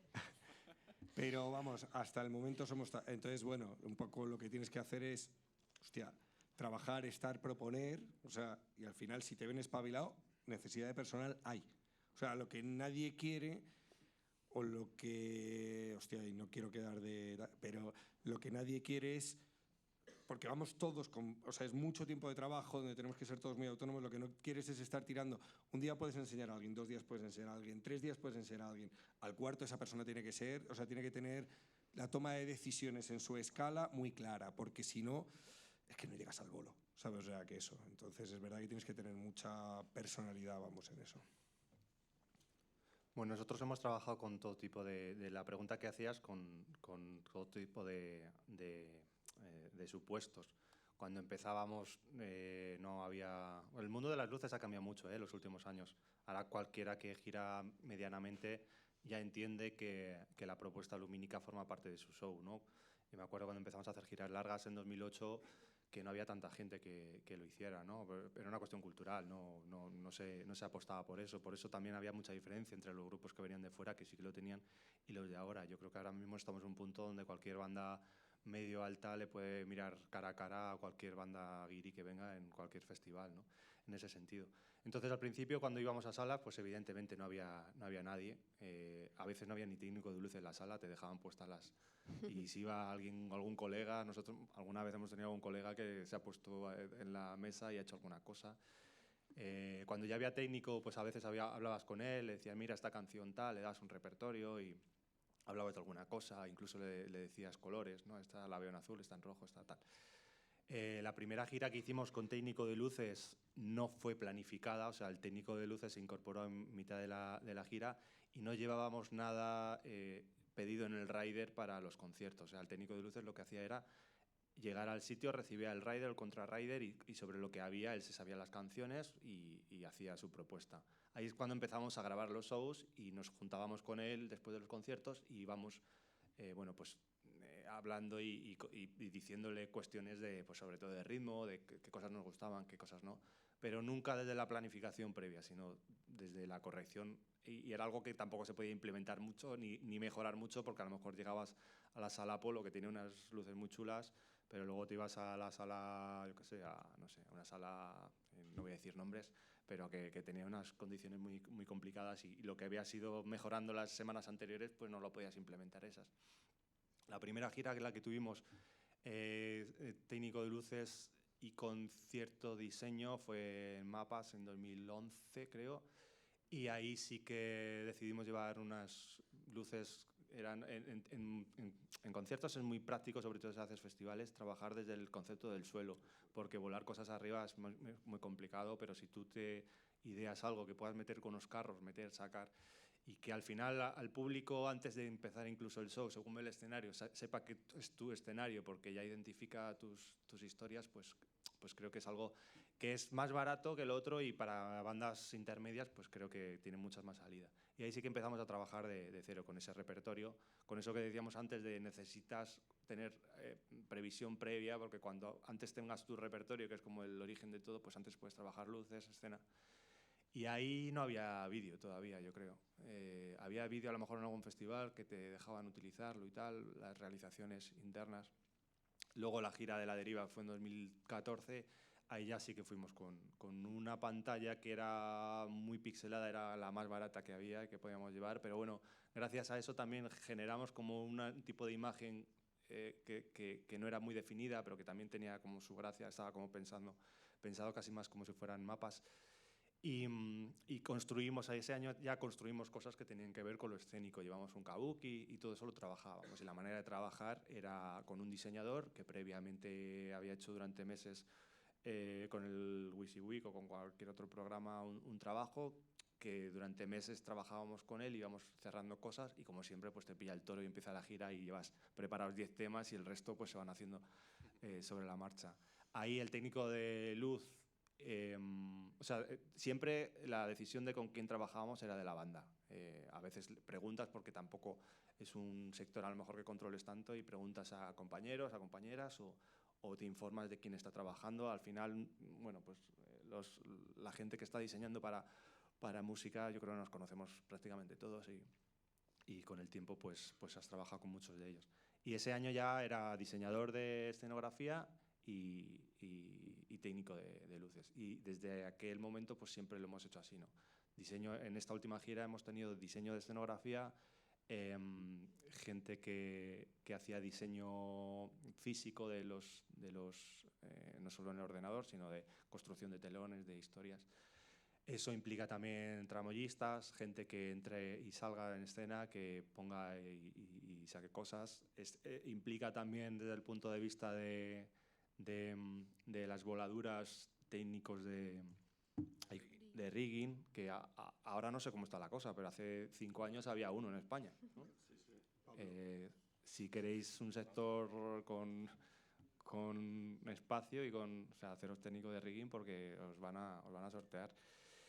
Y nada, y tenemos pues eso, la suerte de trabajar con ahora mismo el equipo es escenógrafo, constructores, tramoyistas, técnico de luces y luego contenido de vídeos, claro, que es como un mundo ahora mismo que es impepinable, ya sea a nivel de realización, también vamos con equipo de realización y los contenidos de vídeos que si son a nivel previo, pues tienes que trabajar desde un punto de vista bastante inicial.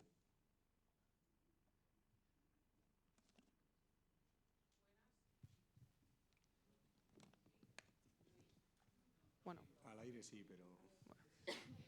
Ahora sí. Me gustaría saber quién y qué parámetros seguís para decidir dar el salto de una gira o de un concierto en la Riviera a pasar a un Wizzing, de un Wizzing a una Caja Mágica y ya de ahí a un Wanda, por ejemplo. Si es la propia oficina de producción, si es la promotora que os llama a la puerta, los artistas.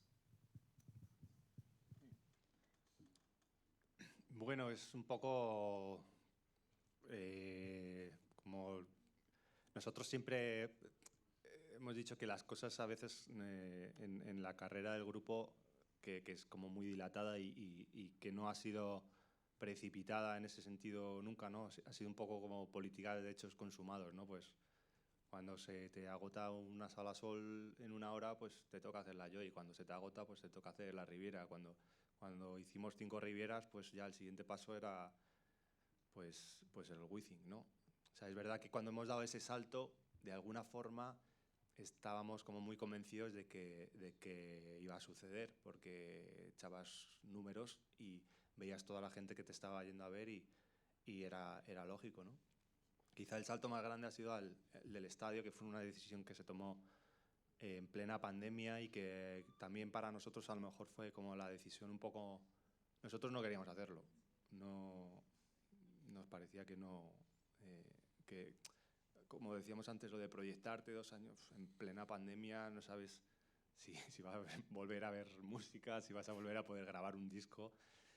Y en ese caso pues fue aquí nuestro manager quien nos insistió y pensó que era el momento y también en la parte de la fe que tienes a los distintos equipos, pues entiendes que a lo mejor hay cosas que a ti se te escapan, pero que en un momento determinado pues que a la carrera del grupo le viene bien.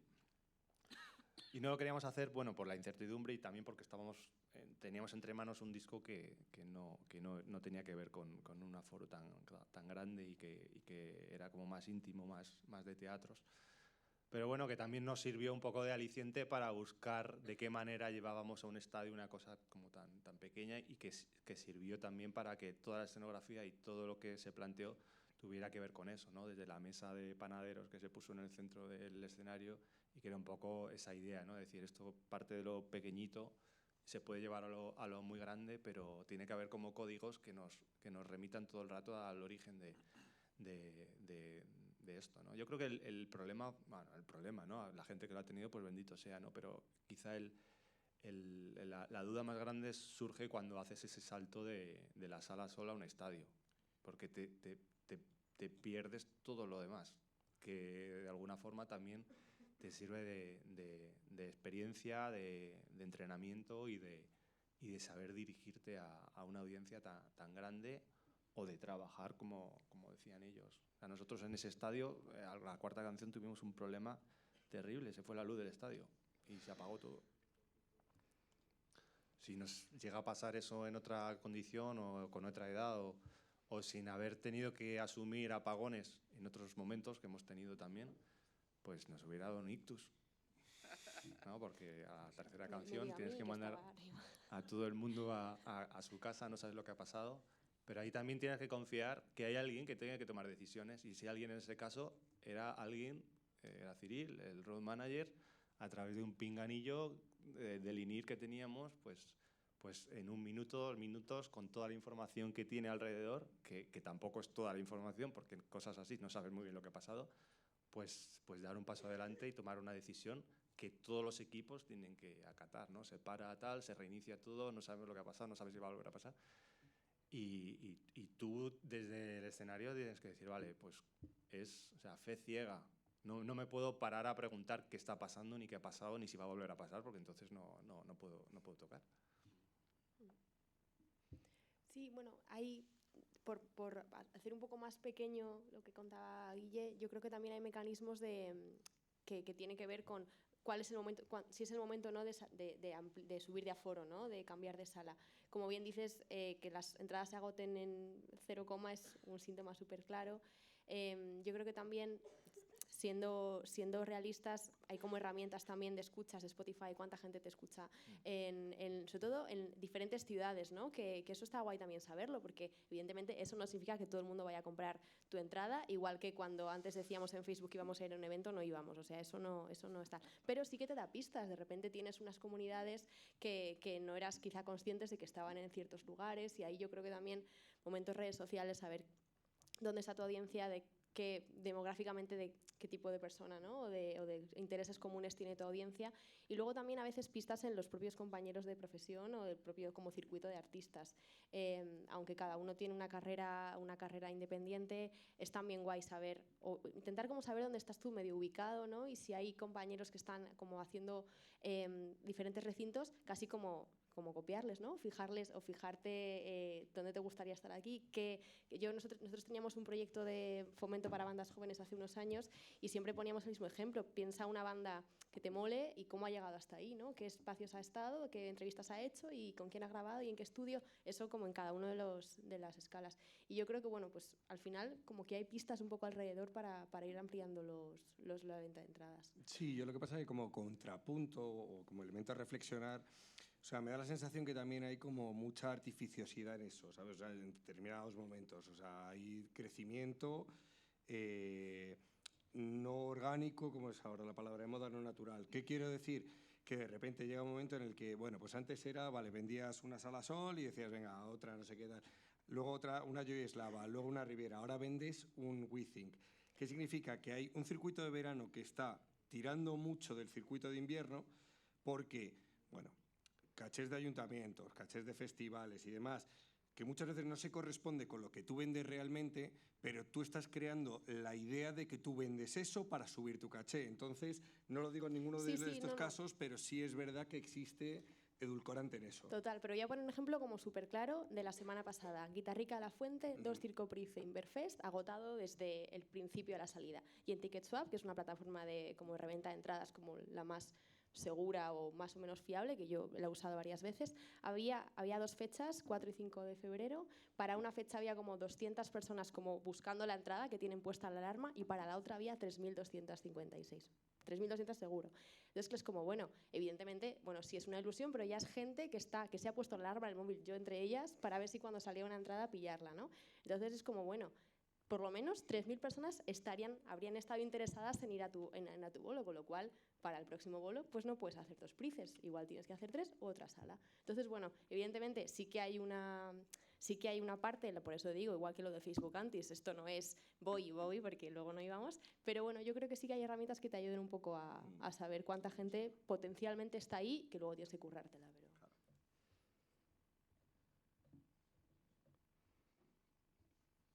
Pues nada, Muchísimas gracias por venir.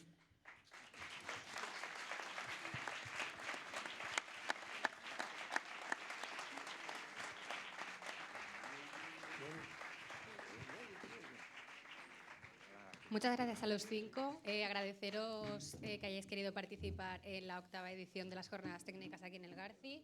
Almudena Palacios, Jairo Zabala, Miguel Ángel Cifo, Álvaro García y Guillermo Galván. Gracias.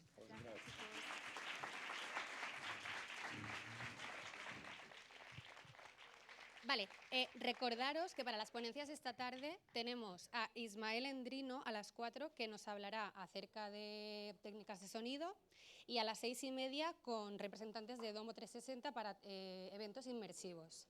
También recordaros que se retransmiten en streaming las jornadas técnicas y que podéis seguirnos en las redes sociales, que ahí anunciamos novedades. Por último, si podéis, por favor, escribir brevemente a la salida qué os ha parecido las ponencias, os lo agradecemos mucho. Gracias por participar.